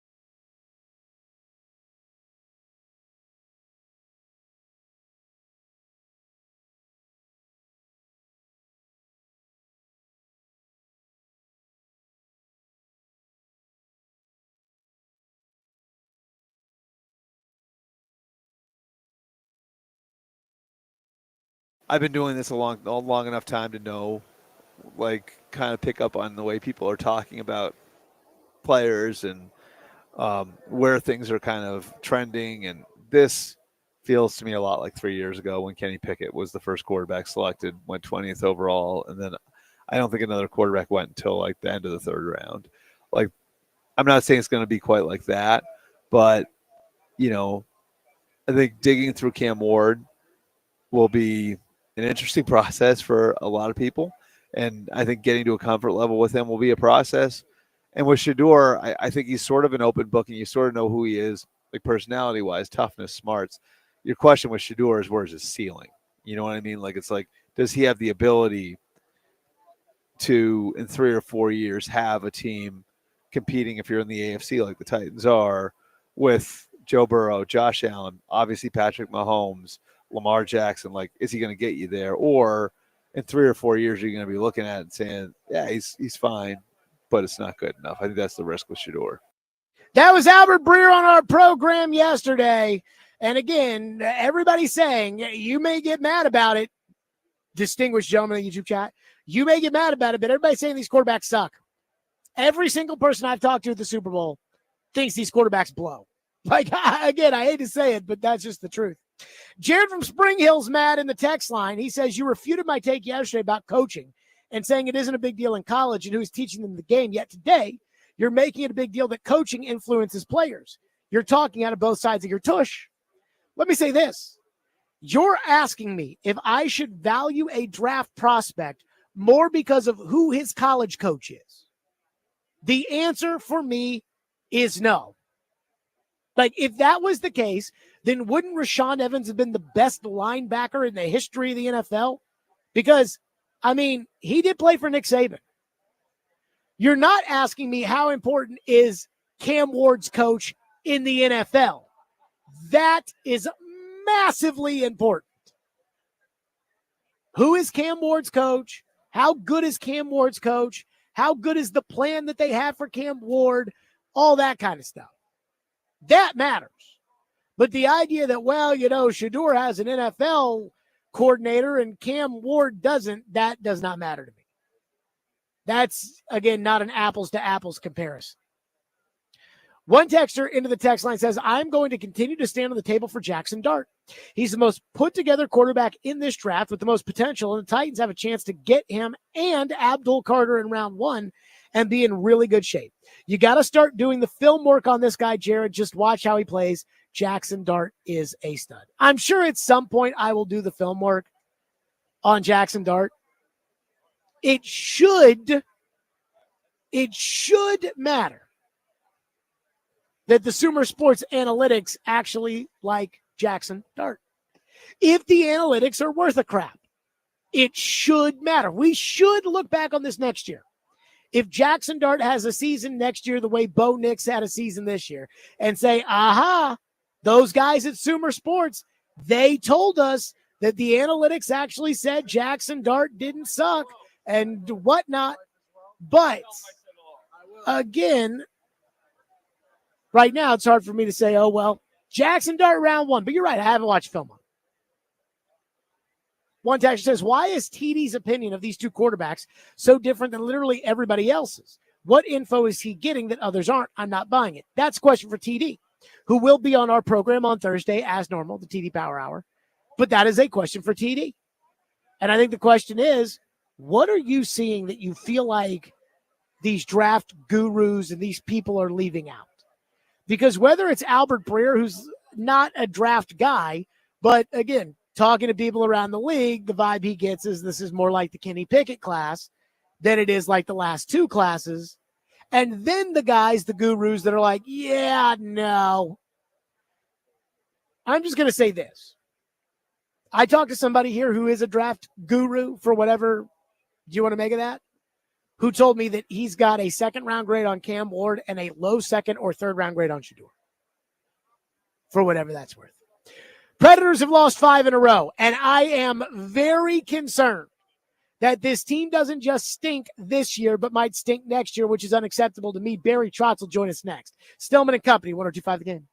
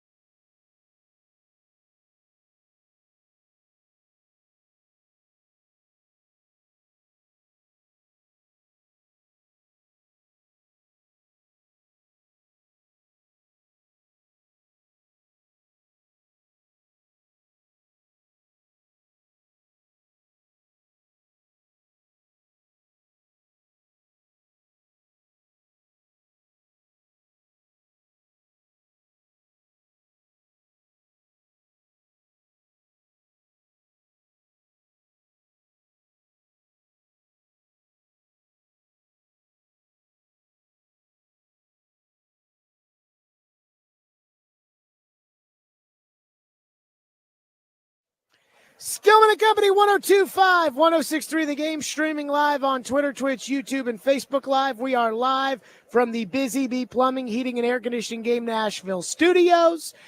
We are presented by the Southern Bank of Tennessee, and we are live at Radio Row at Super Bowl 59 here in New Orleans, and our coverage is presented by Houston Clinic Orthopedics, Hiller Plumbing, Heating, Cooling, and Electrical, Family Leisure, Shane Company, and by Volunteer Hose and Gasket.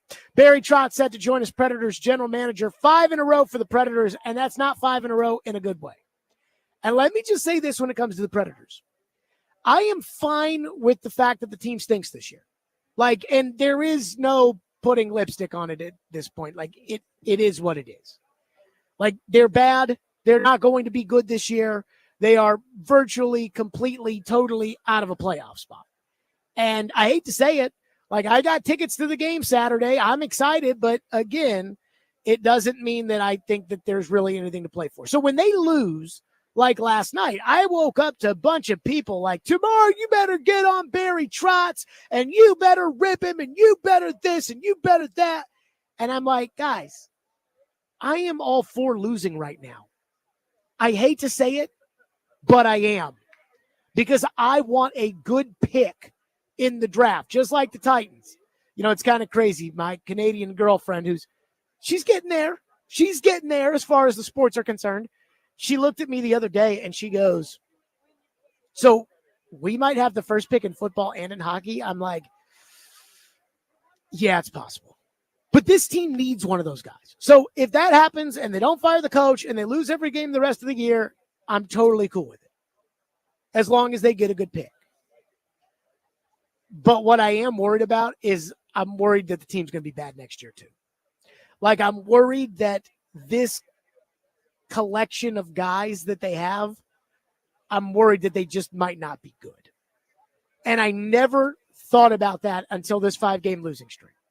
What I figured was they lost the first 5 games to start the year, and that kicked them into this tailspin of panic and anxiety, and they were pressing too much, and the coach was trying to dumb down the system, and the veteran players that had been here were trying to, make up for it and learn to play with these new guys, and the old guys that they had acquired and had brought in the offseason were feeling the pressure of trying to pay what they owe, and the goalie wasn't playing great, and look, it happened. It was bad, but they'll get the system down in place. And just like how the Florida Panthers won the President's Trophy when Andrew Burnett coached the system, just like the New Jersey Devils were much better when he was an assistant coach there, and just like they played well at the end of last year, they'd get it all figured out, and, they'd get it figured out for next year.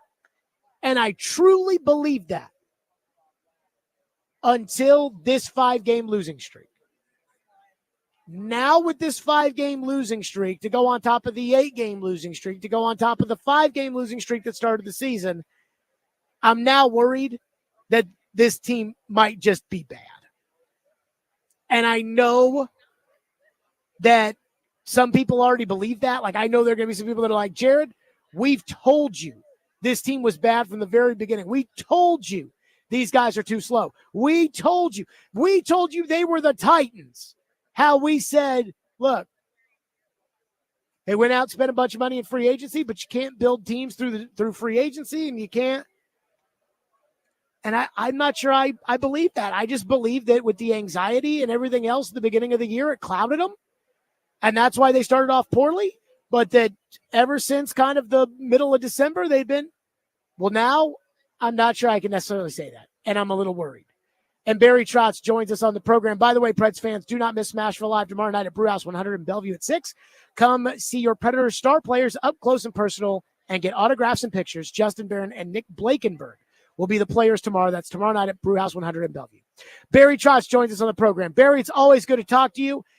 I got to tell you, I'm a little worried because early in the year, I understood, the struggles and everybody getting on the same page and the anxiety and grabbing the sticks too hard and everything else. But it's February and you've lost 5 in a row. And I'm okay with losing this year because I want to get a good pick. But I'm not okay with losing next year. And I'm starting to get worried that the reality might be the core roster as constructed might not be very good. Are you worried that this is a representation of what next year might be like too? No, I don't think so. I think every year gives you its own chapter. I mean, you look at we go back to the year before. I thought the roster was a little bit lean, and it ended up being a fairly strong roster and hit 100 points. So every roster is a little bit different. Obviously we've done some transitional things, getting ready for next year, going a little younger, moving some pieces. But I think what I do know about the players is, the year has not gone the way they want it, not gone the way I've wanted or fans have wanted. They'll come back next year. We'll have year-end meetings. There'll be some very pointed stuff, and we'll have a roster that will be better than the standings where that we are in right now in terms of our points.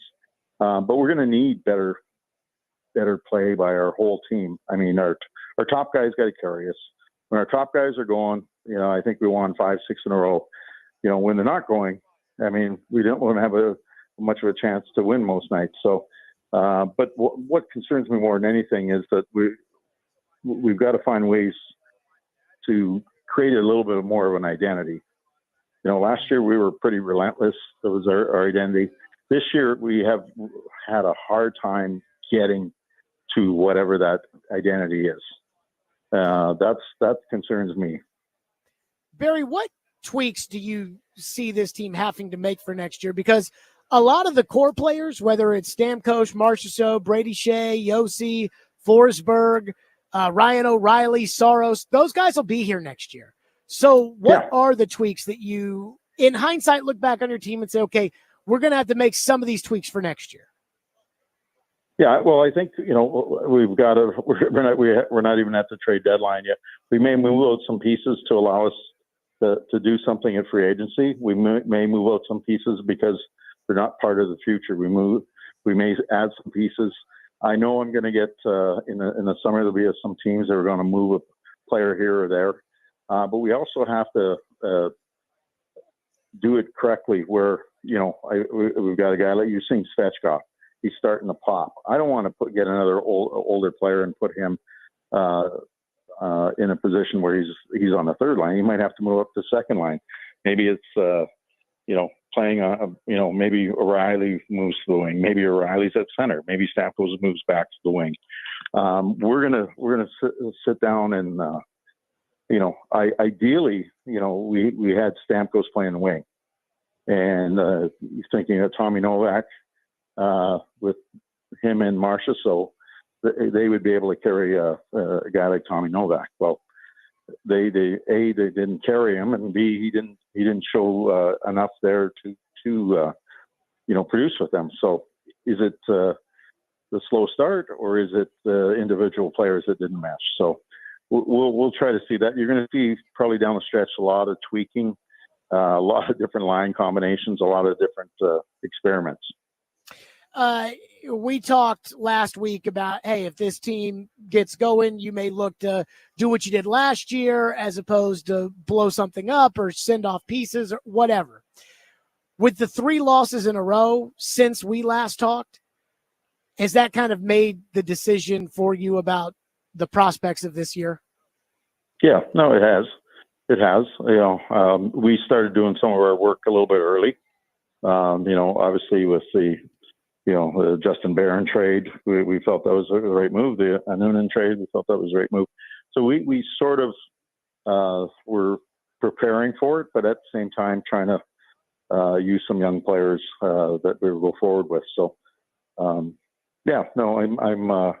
very aware of where we are, and if the right deal comes our way, then we'll be a seller more than a buyer. I know that.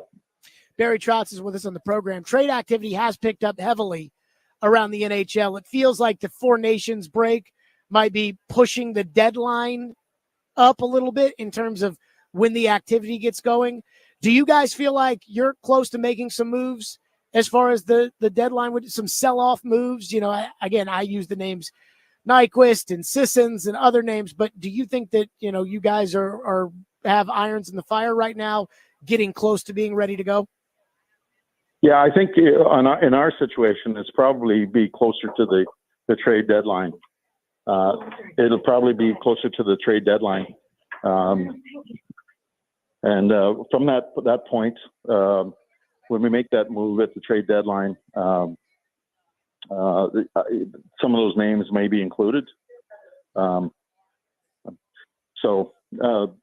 think the Four Nations has done that, moved up the trade deadline, but we need players to play from now to the end of the year. So we'll be probably more towards the trade deadline. We don't have any big pieces that people are going to do a Rantanen type of trade with you. Yeah. Barry Trotz with us. What are you really looking for when it comes to selling off assets? Because you've got a lot of picks. I mean, again, we've talked about how long it takes for these picks to develop and how committed you are to letting these guys, as you say, cook in the minors and not microwave. So when a team calls up, NHL ready players, teams that are competing now aren't going to want to give. So what is your value on future picks? Or do you look to just add picks to the war chest so that at the draft you can use those picks, or next year you could use those picks if you're have a better team and you're adding at the deadline? What's kind of your view on what you could get in exchange for some of these guys? Well, I think for the most part, like we made a couple trades that were hockey trades. I want to get younger for the future, get more people in that bucket list of, I want some 20-year-olds. I got some 19-year-olds. I got 18-year-olds. I needed some 23, 24 in certain positions. And we have our top six is going to be, is one of the older top six, and it will be for a purpose because we need NHL players to play. And then once they've established themselves as full-time NHL players, hopefully they can take the step to be good NHL players and then great NHL players. So, and hopefully with the blend of our maybe a guy like Svechkov is our second line centerman next year, if he keeps popping like he has, you start giving him maybe a Steven Stamkos to play with, or a Marchessault, or Nyquist, or whatever. And but you can't. The one thing I think we talked about is that you could burn it right down, but you're going to have to build it up. So you want to use your picks to either draft really good players, or you use those picks to get good NHL players. Mm-hmm.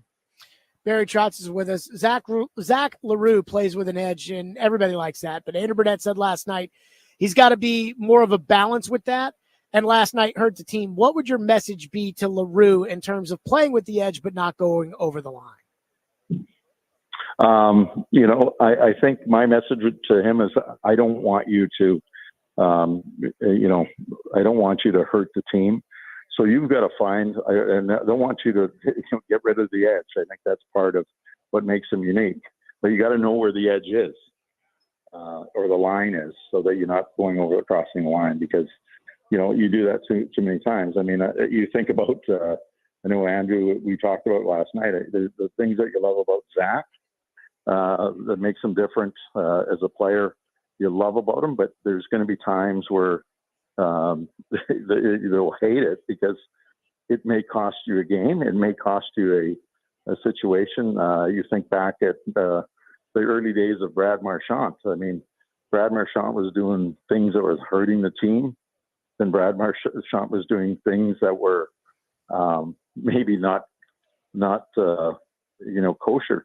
Now Brad Marchand just draws people into him, has become an elite player, and he draws more penalties than he takes, and he is fabulous. So we're hoping that a guy like Zach can, follow the same sort of path that maybe Marchand is.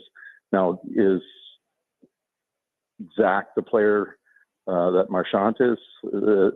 Only time will tell if he could ever get to there.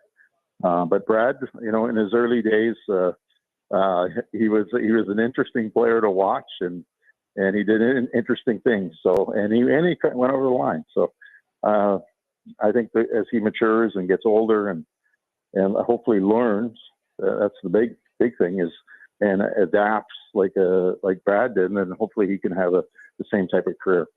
Barry Trotz is with us. Barry, when it comes to Andrew Burnett, if you are going younger and sell off some pieces and call some guys up to fill those spots and play with some younger guys that maybe you're working out to see whether or not they can be NHL players, which is what I kind of feel like you're doing with Justin Barron. Is the coach safe through the rest of the year? Like, should Andrew Burnett not be worried about his job status, even if the losses come? Yeah, no, Andrew should is teach and preach.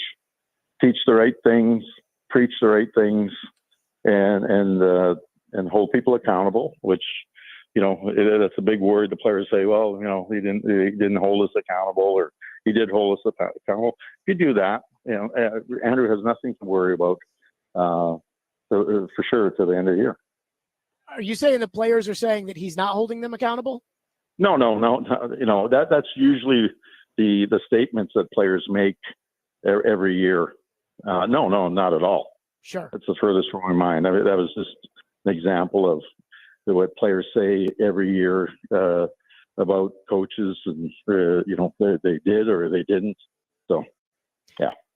Barry that was Trotz, just a blanket statement on that. Barry Trotz, as always, on our program. Barry, appreciate it. I know these are not as much fun as they used to be last year, but we do appreciate your insight and your time. No, not a problem.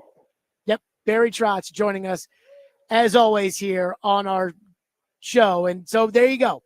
He says Andrew Burnett is safe through the end of the year. And I think that's the right call. And again, I mean, I hate saying this because it sounds like such a bad thing to say, but I hope they lose. I want a good pick. I don't want nothing to come out of this season. We'll get your reaction to that. 615-737-1025. This week's Nationals best deal is Prince's Hot Chicken, the original and iconic hot chicken joint. Get half off a $25 gift card now while supplies last at thegamenational.com/deals. And this gift card is only good for the Tanger outlets in Antioch and inside Assembly Food Hall in downtown Nashville.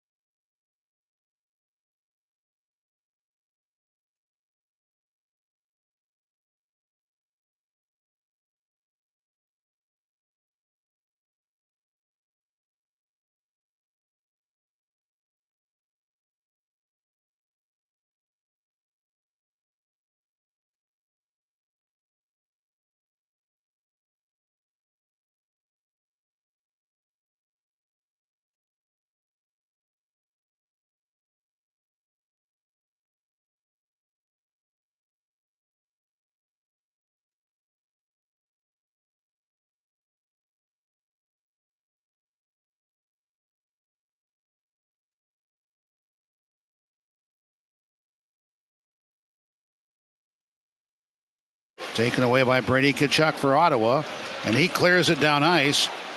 Well ahead of Greg, and then Greg stuffs it in the empty net. He got dumped inside there as well. So it's 5-2 now. Ottawa the lead at 17-10. Boy, hearing that cut depressed me. Ian, you know I love Pete Weber with all my heart. He's one of the greatest. Yes. But if he's going to be that depressed on the play-by-play, I don't know if I can hear another play-by-play cut while I'm at the Super Bowl. Putting you in a bad mood. I mean, can we play that cut again? Listen to how depressed he sounds. Again, I'm at Radio Row at the Super Bowl. This is a happy time. There's an episode of Everybody Loves Raymond that I always watch before I go to the Super Bowl. It's titled Super Bowl. And in it, Ray gets sent to the Super Bowl by his paper, and he doesn't take Deborah, his wife, with him. And, he's talking at the beginning of the show about going to the Super Bowl. And there was something to that. And then I hear that Pete Weber cut, and I went from Super Bowl to, Taken away by Brady Tkachuk for Ottawa, and he clears it down ice. Well ahead of Greg, and then Greg stuffs it in the empty net. He got dumped inside there as well. So it's 5-2 now. Ottawa the lead at 17-10. my God, he sounds so depressed. It's making me depressed. Barry Trotz did say, though, Andrew Brett's safe through the end of the year. And he says he's not worried about the team stinking next year, which is the only thing I care about. Lose every game the rest of the way, get the first pick, take a superstar, and be good next year. That's all. That's what I want. Lord, please. Amen. All right, let's go to your phones, which is driven by WilsonCountyHyundai.com. Ryan has been waiting and is up next on the Preds. Ryan, thank you for calling. Go ahead. What's going on, Jaron? I know you and I usually talk at the game now on the phone. To be honest with you, this is the season to lose. This is not a good draft class at all. If you end up in the mushy middle like the Preds usually love to do in drafting, you're going to get a bad pick. This is the year to finish in the top. And then with the other picks, you need to trade back up to the top because even though it's a bad draft, this is a very deep center draft, and it's something this team desperately needs. Thank you for your call, Ryan. Nobody wants to trade up in the draft, or nobody wants to trade back when you have one of the top picks in the NHL draft. Barry tried to move heaven and earth to trade up into the top 4 in 2023, and nobody wanted to do it. So the idea, of, hey, let's trade up in there, you can't do that. And now they won't even let you do that before because now everyone, top 10 protects their picks. So I need the Predators to get the first pick, and I need that guy to be good. And if the Titans get the first pick in the draft and the draft class sucks, and the Preds get the first pick in the draft and the draft class sucks, then I'll just really be depressing. One texter in the text line says, Crazy Kyle, the organist in the background, didn't make it any better. No, he did not. That was a very depressing cut that we played right there. But when you lose 5 in a row and you're down 5-2, it's hard to be excited. Let's be fair. One text says, I love Barry, but the first mistake he made was to buy out Matt Duchene. Duchene would play well under Brunette's fast-paced system. The current roster doesn't fit the system at all. Look, they thought that Duchene didn't have it in him to be a middle-of-the-lineup hitter, and at his salary, that's what he was. It's probably not what I would have done, but I don't have a problem with it. Again, I can't be complaining about culture when DeAndre Hopkins is throwing a pouty fest on the sideline and then brags about it. Maybe brags is strong, but discusses it at the Super Bowl saying, thank God the Titans let me quit on the team. And then to say, well, Duchene is a bad culture guy, not a good leader, but they should have kept him. It's hard for me to be able to do that. By the way, apparently Adam Vingan's going hard in the YouTube chat right now, from what I've been told. Joel says, sounds like Sissons and Nyquist should probably reach out to their realtor. I don't want to talk where anybody lives, but a lot of these guys like to stay here, live here, and that kind of thing. One texter says, Jared, do you think Brunette is the right person to lead this team forward? It seems like a system issue. Something's got to change, and the only thing left is the coach. Again, the coach is not changing until the end of the year. If they're going to lose every game the rest of the way, keep the coach. I am open at the end of the year to discussing the coach. And I like Burnett, and I think he's a good coach because he was a good coach last year, and he was a good coach in Florida, and the New Jersey Devils were better. I think Burnett's a good coach. I think they invested in the wrong goalie, which I would have never done, and it still burns my tush today that they signed that extension with Soros. But I do think the coach is a good coach. But I am open to discussing the coach at the end of the year. 615-737-1025. Trevor Maddich next, then Mad Dog Russo live from Radio Row at Super Bowl 59, where our coverage is presented by the fine folks at Houston Clinic Orthopedics, Hiller Plumbing, Heating, Cooling, and Electrical, Volunteer Hose and Gasket, Family Leisure, and Shane Company. We're very thankful for all of that. Tune into 102.5 and 106.3 The Game for Vandy basketball as the Vanderbilt men's basketball team takes on Florida at the O-Dome in Florida with a 6 o'clock tip. Pregame starts at 5:30. Coverage also available on the 102.5 The Game app and at theGameNational.com. Vandy basketball presented by Athletes Unlimited Pro Basketball. Coming to Nashville's Municipal Auditorium February 5th through March 2nd. Go to auprobasketball.com for more details and to purchase tickets.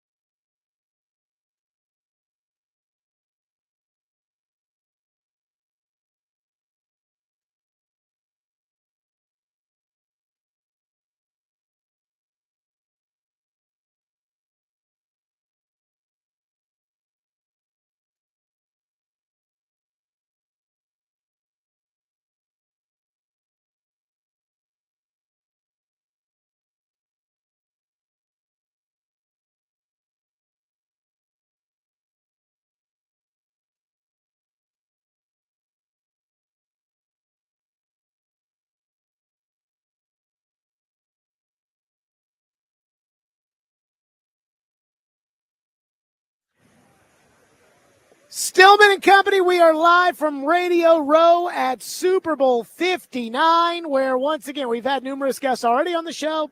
We'll have Rich Gannon later this week. We'll have Mark Florio, Pro Football Talk, later this week. We'll have Trevor Sikkema, who is the lead draft nerd for Pro Football Focus. Ian, we're going to have the analytic nerds fight each other on the program. He will join us on the program this week. We've already had the analytic nerd from Sumer Sports, Sam Brookhouse, was on. He says the analytics say no on Shedeur Sanders and Travis Hunter. We will have Rich Gannon on. We'll ask him about the quarterbacks. Albert Breer says people in the league think this is closer to the Kenny Pickett draft than this is to, a good draft. Trevor Maddich joins us now on the program, presented by Houston Clinic Orthopedics, when experience matters. Trev, the analytics say Sanders and Ward not worth a high first round pick. The draft gurus say not worth a high first round pick. The insiders say they're hearing not worth a high first round pick. What do you make of it? I think that's fair. Jared, I think that's fair. I think there's other players that I would prefer to have as a high first round pick. The problem is that the quarterback position is unique in that teams will take quarterbacks much higher than they should take them from an overall talent standpoint, from an overall grade standpoint, because of the position that they play. And so I still expect both of those guys to be in the top 5 or 6. But I agree with you that there are a whole lot of other players that have higher grades than Shedeur Sanders and Cam Ward. But there are enough quarterback desperate teams out there that I think some of them will just get the itch and they'll just draft one of those guys higher than they should anyway. And who knows, they might hit on them. Trevor, the Sumer Sports analytic nerd that was on our show earlier today said that the analytics say yes on Jackson Dart, but the eye test, he said, does not. Does that surprise you that the analytics are very positive on Jackson Dart and perhaps the eye test is not? What do you make of that? Well, I think the eye test comes from really the Senior Bowl. The big question for Jackson Dart, the Ole Miss quarterback, was how well he would adapt to NFL requirements. In other words, he's under center. He's got to read the defense pre-snap. And then by the time he gets to the top of his drop, he's got to throw on time to a spot based on what the defense is doing. And he was never asked to do that really at Ole Miss. Ole Miss, he threw to wide open receivers at a rate that was in the top 10 or 11 in the nation. And so he didn't have to throw as many timing passes to spots based on the defense as a lot of other quarterbacks would have to, because of the nature of how this coach, Lane Kiffin, was able to scheme open receivers for him. And so at the Senior Bowl, he struggled with some of those concepts early. Now, he had, as the days of practice wore on, from day 2 to day 3, he started to do a little bit better at that. But I think what we see there is an opportunity rather than a detriment, because I think – I'm sorry, go ahead. No, you go ahead. Yeah, I think Jackson Dart is a guy that you would want on your roster as a developmental guy, because he's not showing anything that I've seen to tell you that he can't physically get the job done or that he can't mentally get the job done. It's just that he hasn't learned the concepts of the job at the NFL level. And so I would tend to think he'd be a guy you'd want on your team to see if once he actually learns it, he can match those NFL concepts to the physical skills that he has. Trevor, there is a sentiment around here that Sam Darnold will not get the franchise tag in Minnesota, that Minnesota is happy. Albert Breer was on our show yesterday. They think that they're going to let Sam Darnold go to market. And if the market is in line with what Minnesota is willing to pay, then Minnesota will pay to bring him back. If not, they're fine with J.J. McCarthy. They're happy with where J.J. McCarthy is. My question for you is, if Sam Darnold is just a straight-up free agent and there is nothing you have to worry about. So, again, I'm willing to trade the 35th pick to get Sam Darnold, but you just have to give him $40 million a year for a guaranteed 2 years, but really 3 years. Would you rather do that and use the pick on Carter or Hunter or a trade down than Sanders and Ward, whom you'd have to use that pick on? I would much rather do that. I mean, you get guys coming in to the NFL at quarterback from college, and at the top of the draft, it's a coin flip. It's 50-50 whether or not they'll pan out in the league. Well, we have a good indication that Sam Darnold can be at least a very capable starting quarterback. in the NFL with the right coaching and the right system. And so that's something you don't really have to wonder. Whereas, boy, it's the ceiling and the floor are relatively unknown when it comes to the quarterbacks coming into the league. I would much rather trade a second round draft choice, even high at number 35 for Darnold. The thing is, though, it might get more expensive. I mean, if I'm Minnesota, I am absolutely shopping Darnold before I'm popping that franchise tag on him if it turns out to be that way, because all of a sudden he might have gotten more valuable with Cleveland looking to trade now Myles Garrett, their terrific edge rusher. They need a quarterback. I don't know if Cleveland is going to stay with Deshaun Watson or if they're just going to just pay him to sit on the bench and bring in somebody else as their future quarterback. But if that's the case, then Cleveland might be in a position to package a guy like Garrett with draft choice or not to some sort of package to trade for Sam Darnold, the Minnesota quarterback, started this year, supposed to be the backup, but J.J. McCarthy, the first round draft choice out of Michigan, who was supposed to start, he got injured. So, but if Cleveland is in the mix for quarterbacks now, it might be even more expensive to run that trade. So it'll be interesting to see kind of what the Browns are looking to do when it comes to how much it might cost Tennessee to get Darnold. But as for your question, as you put it, Jared, I would think it would be a magnificent home run to trade a second round pick for Sam Darnold and move forward from there, take Abdul Carter or somebody else with the first pick. I mean, it sounds like Darnold's going to get the free agency. You wouldn't even have to do that. Yeah, well, if he gets to free agency, then yeah, it's all the better. That's why it'll be interesting to see what they do in terms of the tags. And, Donald, of course, doesn't have to sign the tag, but things kind of get complicated that way. But if he gets to free agency, then it's just a matter of money. And if that's the case, it becomes even a bigger no-brainer. And you would think with the albatross hanging around the neck of the Browns with Deshaun Watson's contract, if it's just those two teams, if it comes down to that, the Titans would have an advantage.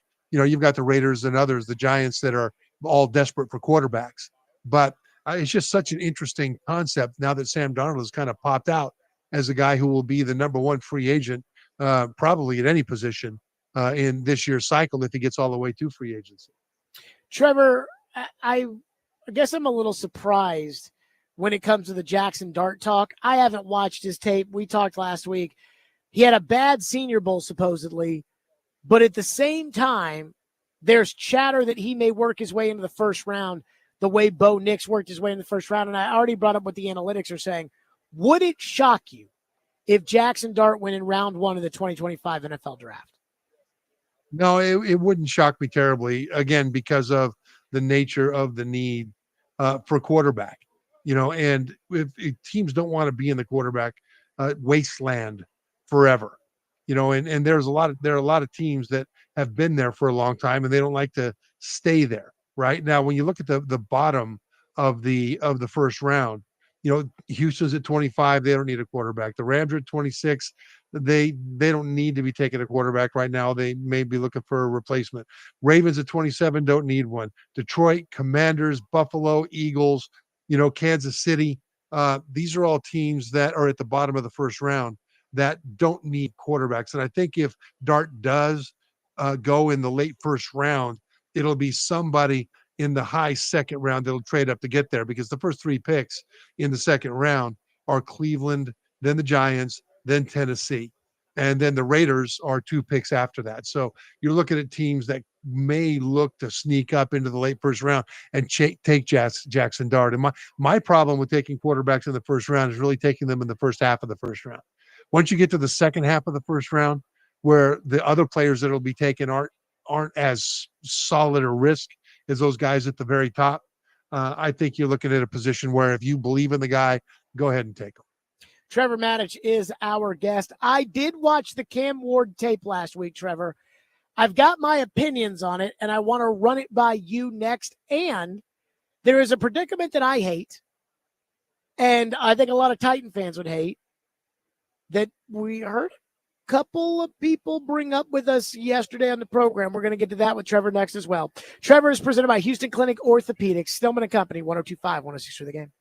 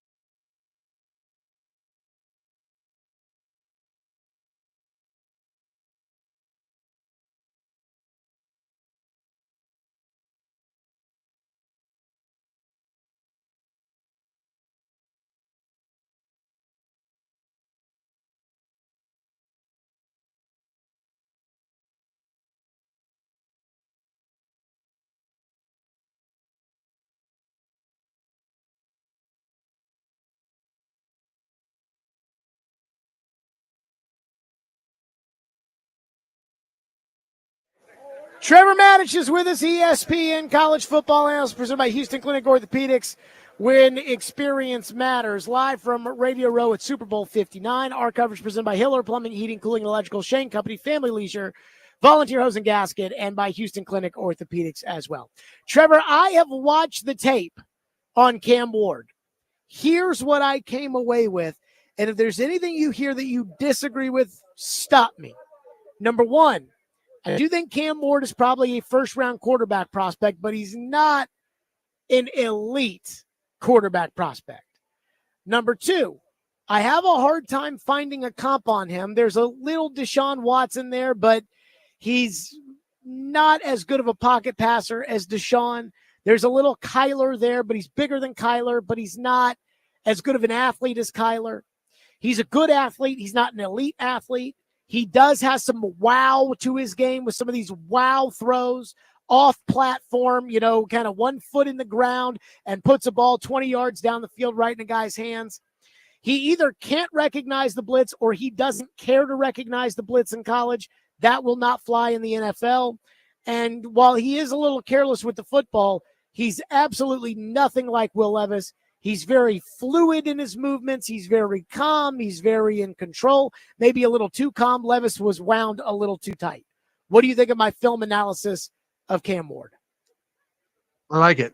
I think it's good. I think that he will definitely be a first rounder. I think he'll be a high first rounder, and it's because of his physical talent. I mean, you talk about his ability to throw off platform, his ability to generate velocity with a sidearm throw while he's leaning away from a hit on the run, that kind of a thing. Those are the kinds of things you can't coach. And he's got those things. If we compare him, to the best of Patrick Mahomes, that's one of the things that Mahomes was able to do in college, was to be able to throw that ball anywhere he wanted to throw it at any arm angle with his feet all messed up because he's trying to avoid the pass rush, and he's just about to get hit. So Cam Ward had all of those physical things. You're right about the blitz, because he is a guy, Cam Ward, who either didn't care, like you said, or didn't recognize what was coming at him a lot, which was one of the reasons that he had so many spectacular plays. I mean, the thought that came to my mind most often in watching him play for Miami this year was that he made the hard plays look easy, but there were way too many hard plays. There should have been a lot more easy plays, and he turned down a lot of the easy plays because he waited too long, and then the plays became hard, and then his physical abilities were able to overcome that more often than not. And so this is something that the interview process with scouts and coaches will have to flesh out. Is Cam Ward just a fantastic physical prospect, or is he a guy that can learn how to apply NFL offenses and get the ball out on time to the right spot and have the professional humbleness to take what the defense gives him instead of always trying to be a hero?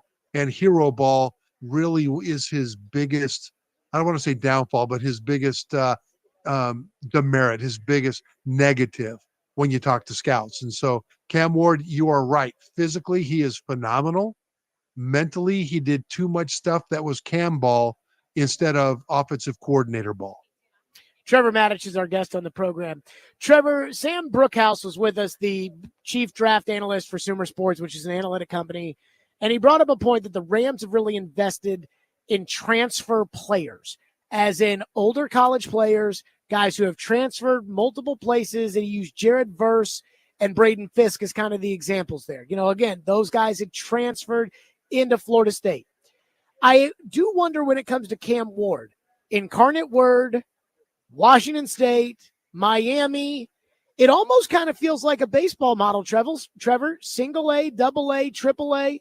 Do you think that the transfer portal could become that as far as college football is concerned, which is, hey, 1 year you're at Marshall. The next year you go from Marshall to Louisville. The next year you go to Ohio State.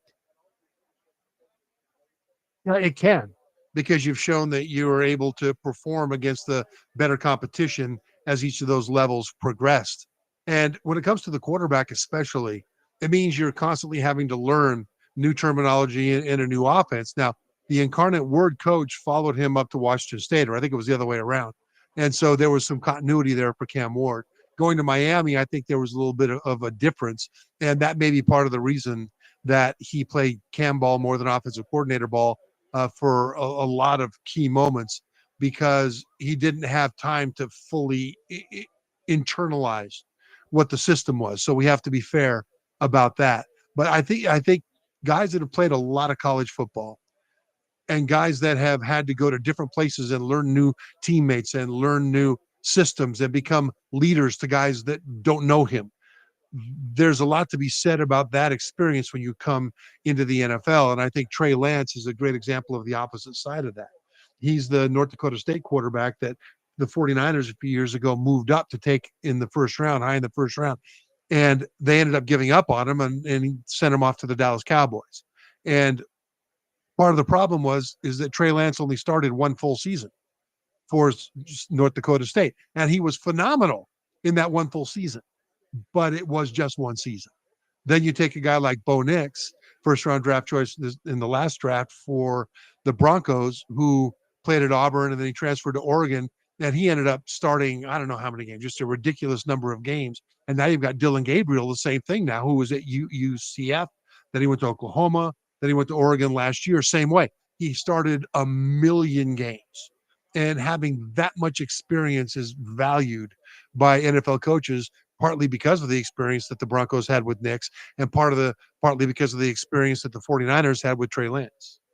Trevor's with us on the program. How important do you think the meetings will be when it comes to Cam Ward and the Titans? Because after watching the tape, that was one thing I really took away was, and we'll never know how the meetings go, or, quite frankly, I'm not educated enough to be able to ask the questions in the meetings, but I want to know, does he know what he has to work on? Or does he think, no, I'm good. I can snap the ball into an 8-man front, even on a running play, and be fine. I wonder if he's the kind of leader who inspires a team when you meet him. And I wonder how much he loves football, which, again, I'm not saying he doesn't love football, but, again, he's got a lot to work on.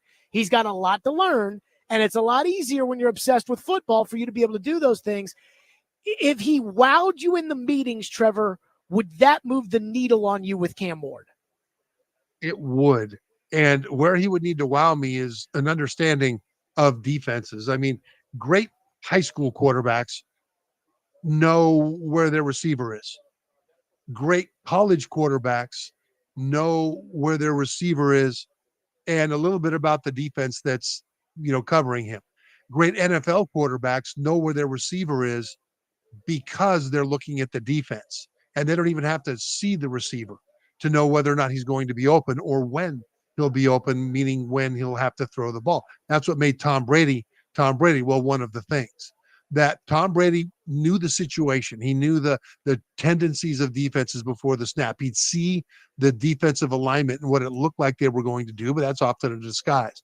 Then at the snap, the defense would shift into their real coverage, their real pressure. And as Brady is taking his drop, he knows exactly which receiver he needs to throw to before he ever gets to the top of his drop because of what the defense did. And these are the kinds of things in meetings that Cam Ward and Shedeur Sanders, especially, to a lesser degree, Jackson Dart. I think you assume that Jackson Dart is not going to know a whole lot about that right now. But certainly Cam Ward and Shedeur Sanders, these are the things that NFL coaches are going to want to find out. How much are they going to need to teach this guy? But another thing is, how does he respond to questions that he doesn't know the answer to? Because, we talk about professional humility. Really, that's a personal humility. You want to have a professional arrogance to you. You want a swagger to you. That's critical to succeed at a high level at quarterback. And it's critical for teammates to believe that they should follow you. They want to know that you believe in yourself. And so that professional arrogance is important, but the personal humbleness is critical so that you submit to coaching, because guys like Cam Ward that have succeeded everywhere they went, they succeeded their way. Now they're going to have to subordinate some of their way to the team way and the offense's way and the coach's way.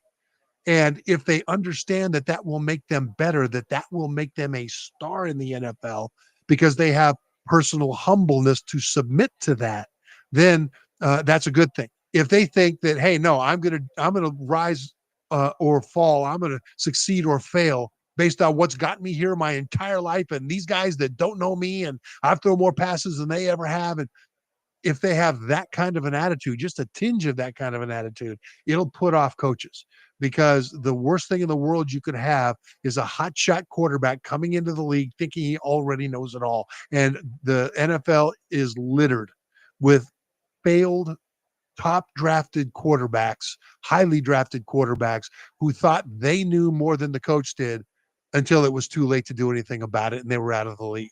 Yeah. Last one for you, Trevor. Ryan Leaf was on our show yesterday. Thomas Dimitrov, the former Falcons GM, was on our show. They both floated out the idea of Will Levis getting another chance this upcoming season with an improved team around him. Would you have any interest in that, or have you seen enough of Levis?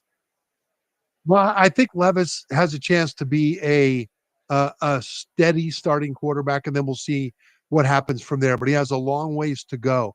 The thing is, if Levis is your guy, or you think he might be, you need a quality veteran backup behind him.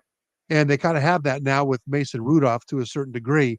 So it'll depend, on what they want to do going forward. Do they want to bring in a guy like, oh, come on, we were just talking about him, the Minnesota quarterback, Sam Darnold, or Daniel Sam Jones. Darnold. Right. Okay. So if you bring in a guy like that, you can keep Levis there, because now Levis has got that guy who will probably be sitting behind and he'll end up competing with. If you want to draft a guy, you don't want to have Cam Ward as your starting quarterback and Will Levis as your backup. That makes no sense at all. And in that case, there's a very good chance they'll move Levis for, what you might call a ham sandwich, a low draft choice or something like that. So it really depends on whether they bring in a veteran quarterback. In that case, they keep Levis. If they draft a guy that they want to develop quickly to be their starter, Levis can't be the backup. It's got to be a veteran. Trevor Maddich, as always, presented by Houston Clinic Orthopedics, when experience matters. Trevor, enjoy the big game this weekend. We'll talk soon. Thanks, Jared. Yep, Trevor Maddich joining us as always. Christopher Mad Dog Russo will join us up next on the program, and we got a lot of questions for Dog. We'll do it next. Stillman and Company, 102.5 The Game.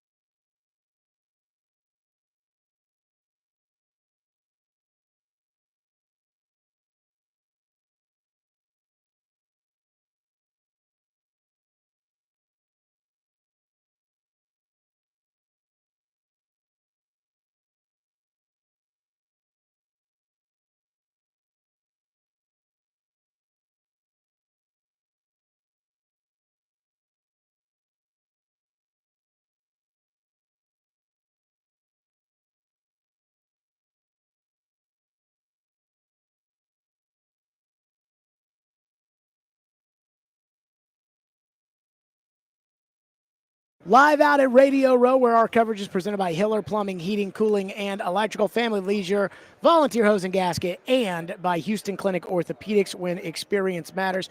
And we are joined by none other than Christopher Mad Dog Russo. Dog, I'll do the plug right here. Christopher Mad Dog Russo headlines the Mad Dog Sports Radio channel on Sirius XM and hosts the channel's anchor program, Mad Dog Unleashed, weekdays at 2 o'clock Central. You can also see him on Wednesdays on ESPN's First Take. So he anchors the Mad Dog channel, and I am like the Bronny James of the Good Mad job, Dog Jared. channel. How are you, pal? Good to see you, dog. What's happening? All right, dog, I want to start with this. In Nashville, are the Titans the most irrelevant franchise in the entire NFL? Jacksonville's up there, too. That AFC South is spotty. So is the NFC South. They're right there, though. You're right. They're going to get that new stadium built, though, correct? We talked Correct. about That's that. done. But they haven't had a quarterback forever. Callahan wasn't exactly Vince Lombardi when he took over for Vrabel, and then Vrabel gets the job in New England. Firing Vrabel was dumb. They never should have done it. Yeah, I mean, they're right there. I mean, AFC South games, dude, that's the Catalan Tiki Barber, and I love Catalan. The worst announcers. Yeah, well, not the worst. I'm not saying they're the worst, but every week You're not getting in Nashville. Yeah, you're not getting Nance and Romo. You're not getting Aikman and Buck. They're not on the Monday night very often. They do the Amazon because they got to plug these games on, but they are relevant. That's a very good point. All right, Jacksonville's bad too. Now, Jacksonville's had a little playoff experience, a couple years ago with that Charger game. They did play the Chiefs pretty well, but they're right there. It's a good boy. That's a good point right there. 100%. Okay. When it comes to these other quarterbacks, do you believe in a rejuvenated Sam Darnold, or did he turn into a pumpkin at the end of the year? I'd be very careful. He had 2 terrible games to finish the season. I didn't see the Rams game, but for whatever the reason. But I certainly saw the Detroit game. He played very poorly. O'Connell there is such a great great offensive coach. So you think that maybe a lot of his greatness was because of O'Connell. He had a great year prior to that. The previous 16 games, or 15 games, he was wonderful. And then 16 games. The last couple were terrible. I know what. That's a quarterback the Titans were considering. Is that what you're telling me? Sure. I mean, it's him, Daniel Jones. No way. Aaron Rodgers. That's not impossible, but they're not are they a now team ready to win right this second if they have a good quarterback? I don't think so. I just don't know if there's any other place for Rodgers. Don't be shocked if the Jets don't bring him back. I could see that. That's not a win now team either. It isn't, but it's New York. And, they're coming off a horrific year. The division isn't great in New England. Buffalo is obviously, but New England and Miami. McDaniels, I would not be, and they bring Adams back too if they bring back Rodgers. Mm-hmm. I wouldn't be shocked if Aaron Glenn brought him back.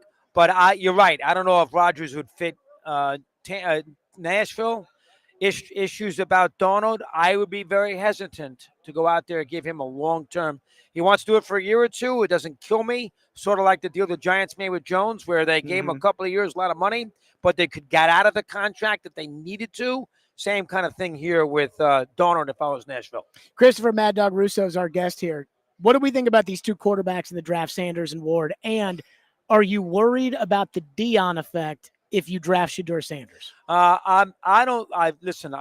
We saw both of them play an awful lot. I don't think Ward's going to be that good. Okay. I saw him at Washington State prior. I don't love Ward, so that would make me nervous. Quarterbacks get always, they move up in the draft because they're quarterbacks and they're so important. But the last thing you want to do, look at the Jets with Zach Wilson. Look at the Bears with Trubisky. The last thing you want to do is overplay your hand at that position, because then you waste a pick. You waste a couple of years of your team's development, because you got to give the guy a couple of years to see if he's any good. And if he turns out to be a bust, you wasted a second or a first pick on him. I would be very careful on drafting either one of those 2 guys with one of those top 3, 4, 5 picks. I'm not so much worried about Dion. I would be, I'm not that worried about him, but I know Nashville, you got the top pick, so you're going to have to make a decision on one of these QBs. What is the feeling in Nashville? They want one of these 2 or not? I think they're talking themselves into these quarterbacks being good quarterbacks. I'd be careful. Everybody we've brought on, has said, these quarterbacks kind of stink for a quarterback class. I'd rather sign Darnold and then he stink, and it's just money than use the pick. Yeah, it's the wrong year to have the top pick in the draft. is what it comes down to. It's the wrong year to have the top pick. They need a QB in the worst way. Let's say they don't get Donald and they don't draft a quarterback. What are they going to do? They can't come back with Levis again, can they? Daniel Jones? Want a playoff game? That's not the answer either, boy. You're in quarterback hell. I was talking to Gannon, and he told me, he goes, I was a late bloomer. I didn't get developed well. I didn't get taken care of well, evaluated well. I said, okay, what about Levis? Could he be so? And Gannon was like, no. So he's done on he's done on Levis. He's what's the feeling in town? You're going to give Callahan another year? Is people down on him too? What's up with him? They're going to, but they got a new general manager, so they're playing this musical game where they fire one guy each year. Right. And I don't think that's ever going to work. That owner has done a shaky job so far, has she not? That's all anybody's talking about around here. I think she's a good person and a bad owner. Okay, well, you would know better than me. She's, she never should have fired Vrabel, and she's the one who wanted Vrabel. I actually think Vrabel's going to stink in New England. Really, I don't. Vrabel needs to just be the coach, but they're letting him get too much power. He's never evaluated players before. He's the kind of guy who thinks he knows everything. He needs to be you need a strong general manager to kind of like Howie Roseman with Vrabel as the coach. Perfect. But Vrabel running the operation, he's Belichick 2.0. And his same issues Belichick had. Offensive coaching staff, quarterback development, Vrabel's going to have the same issues. Yeah, he's got a good quarterback, though. May's going to be pretty good. And I never thought he was going to be great. He's going to be pretty good, May. He had that great, was it against you? No. Yeah, the last play of the game. Oh, that was a great play. But he also threw an interception in overtime, cost him the game. But you lost to the Titans. The Titans suck. But you're not looking for a specific, you're looking for a little feel with him. And he brought his team down the field, danced around, put the ball in the end zone. I'm not as wrapped up on the loss because it's not that big a deal. I'm looking for signs that he can lead in a big spot, and he did against Nashville on Tennessee on that drive, which tied the game up. That's what and they should have gone for 2 anyway. I agree. I don't know why Mayo didn't. No, he was tired. Mayo off the field because he had run around for 20 seconds. But listen, I think he's going to be pretty good. So maybe Vrabel's got the quarterback they didn't have maybe he finally found a guy. Unlike a Tannehill, he found a guy in Nashville, maybe in New England. Mad Dog Russo with us. Do we have a chance to steal the Rays? It sounds like the stadium deal for the umpteenth time in Tampa has fallen apart. Nashville is the East Coast city team's leverage to get new stadiums built.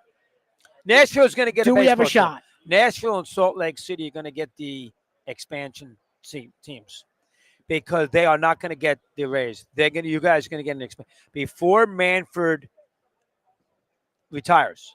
Salt Lake City in the West, in the American whatever division they put them in, sure, and Nashville in the East. Those are going to be the 2 expansion. That's me. Going to be the 2 expansion cities.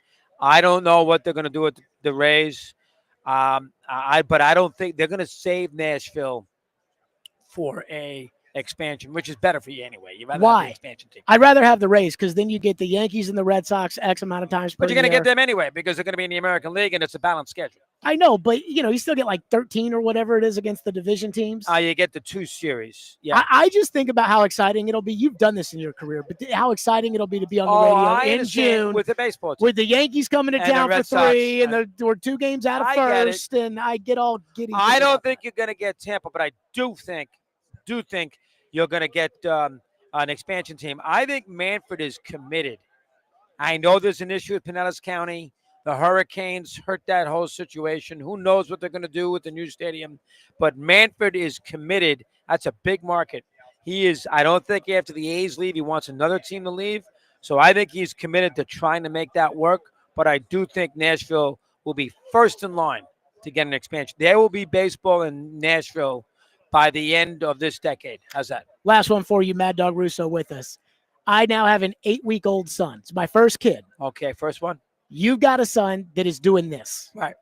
What is your advice to me as a new father? From Mad Dog Russo, the top guy on the Mad Dog Sports Channel, to Jared Stillman, the last guy on the Mad Dog I would Sports make Channel. sure that your kid's got a little feel of history. My kid who's doing it, he's heard of Vince Lombardi. Sure. He knows what the Ice Bowl is. He's heard of the Big Red Machine. He's seen Bird play via YouTube. Sure. Yeah, he knows Will Chamberlain. He knows Cousy and Russell. He's heard of Gordie Howe. He's heard of Ben Hogan.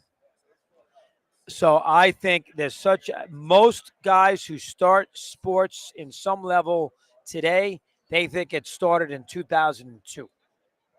Sports started a lot earlier than that. You ever watch those Football Life documentaries Oh, on all the the NFL time. Network? All the time. I'm addicted to them. I'll watch it, and then I'll come on and start talking about Roger Staubach the next day. And Staubach he's an all-time great, by the way. He's underrated as a quarterback for whatever the reason. Didn't play a long time. Landry went to Morton, won the 2 Super Bowls. Staubach is a top 10 all-time quarterback. That's how great he was. But that's what I would teach. That's what I would.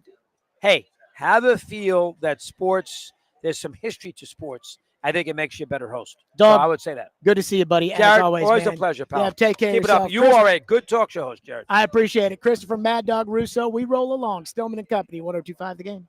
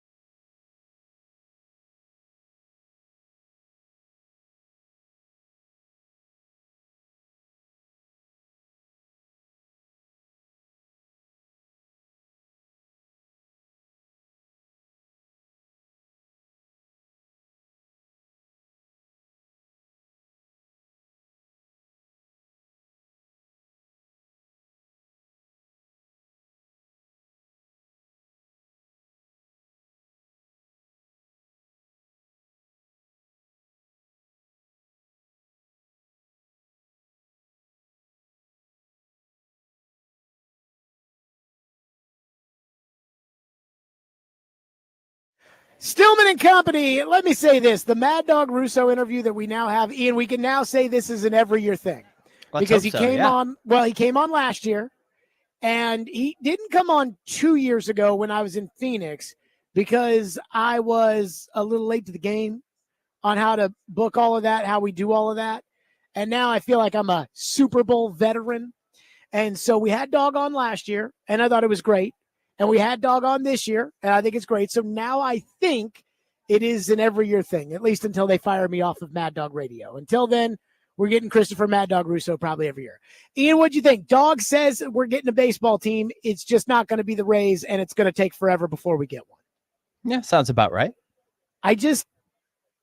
Forever, there's no telling. This football stadium will be built and done, and they will move on to the next big project. So we shall see. When it comes, somebody has to give in. Either the city of Nashville has to give in and build baseball stadium in downtown Nashville, which I don't think there is any appetite to do whatsoever. Zero. Or Manfred has to use Nashville as an expansion franchise to some gazillionaire who then has to buy and build the stadium downtown. If Warren Buffett wanted baseball in downtown Nashville, Warren Buffett could get it because he could buy the land and build the stadium and have the team, and on you go. Or baseball's going to have to do what they've done in Atlanta and what some of these other places have done, and they're going to have to build a baseball team outside of Nashville. Now, we had Dog on last year, and we talked about the same thing, and Dog was like, yeah, if you don't put it in Nashville, you're probably not getting the team there, which I found a little disappointing. Dog also said that basically all these quarterbacks stink. Sanders, Ward, he's out. Darnold sounds like he's out. Rodgers, he says, has to be like a win now place. And then he thinks Rodgers might go back to the Jets, which is just so Aaron Rodgers. Nobody wants Rodgers, and the Jets don't want him back, but there's nobody else for them to get. So Aaron Rodgers ends up back on the Jets, which is going to happen. And I got to tell you, I'm getting a little depressed. I'm starting to get a little depressed when it comes to talking to all these people about the quarterbacks. The YouTube chat can say as much as they want that Sanders or Ward are the guys. I don't know. But I'm starting to get a little worried. I'm starting to get a little depressed. Our lead story today was DeAndre Hopkins. At opening night at the Super Bowl, DeAndre Hopkins decided to say that the reason that he took himself out of the Buffalo game and then asked Rand Carthon for a trade where the Titans gave him to the Chiefs for a bag of peanuts with some of the worst conditions I've ever seen, was because he was unhappy that the team wasn't winning and he wasn't getting the ball. And the Titans caved in. And that's the kind of stuff that truly depresses me about my football team, is that when the Philadelphia Eagles have a player who's unhappy, A.J. Brown wanted the coach fired last year, they don't just give in. When Deebo Samuel wanted a trade in San Francisco, they didn't just give in. But here, when A.J. Brown starts crying, they have to give in. When DeAndre Hopkins starts crying, they have to give in.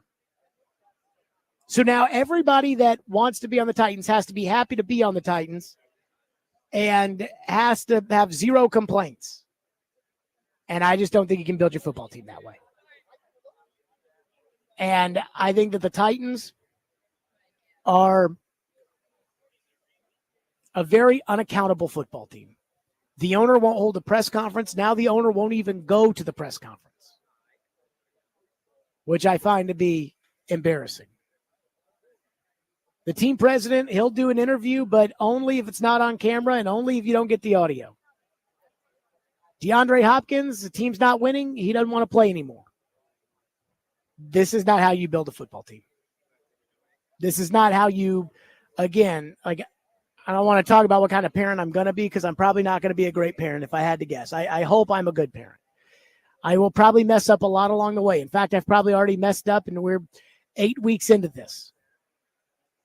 But I'm not going to let my kid pout and get what he wants. And that's what they did with DeAndre Hopkins. That's it for us. Vandy basketball's up next. Stillman & Company live from Radio Row tomorrow. We are loaded on the program, including Malcolm Butler. 10 years since his great play in the Super Bowl. Former Titan. He'll be on the show. We are loaded tomorrow. Stillman & Company. We'll see everybody tomorrow, too.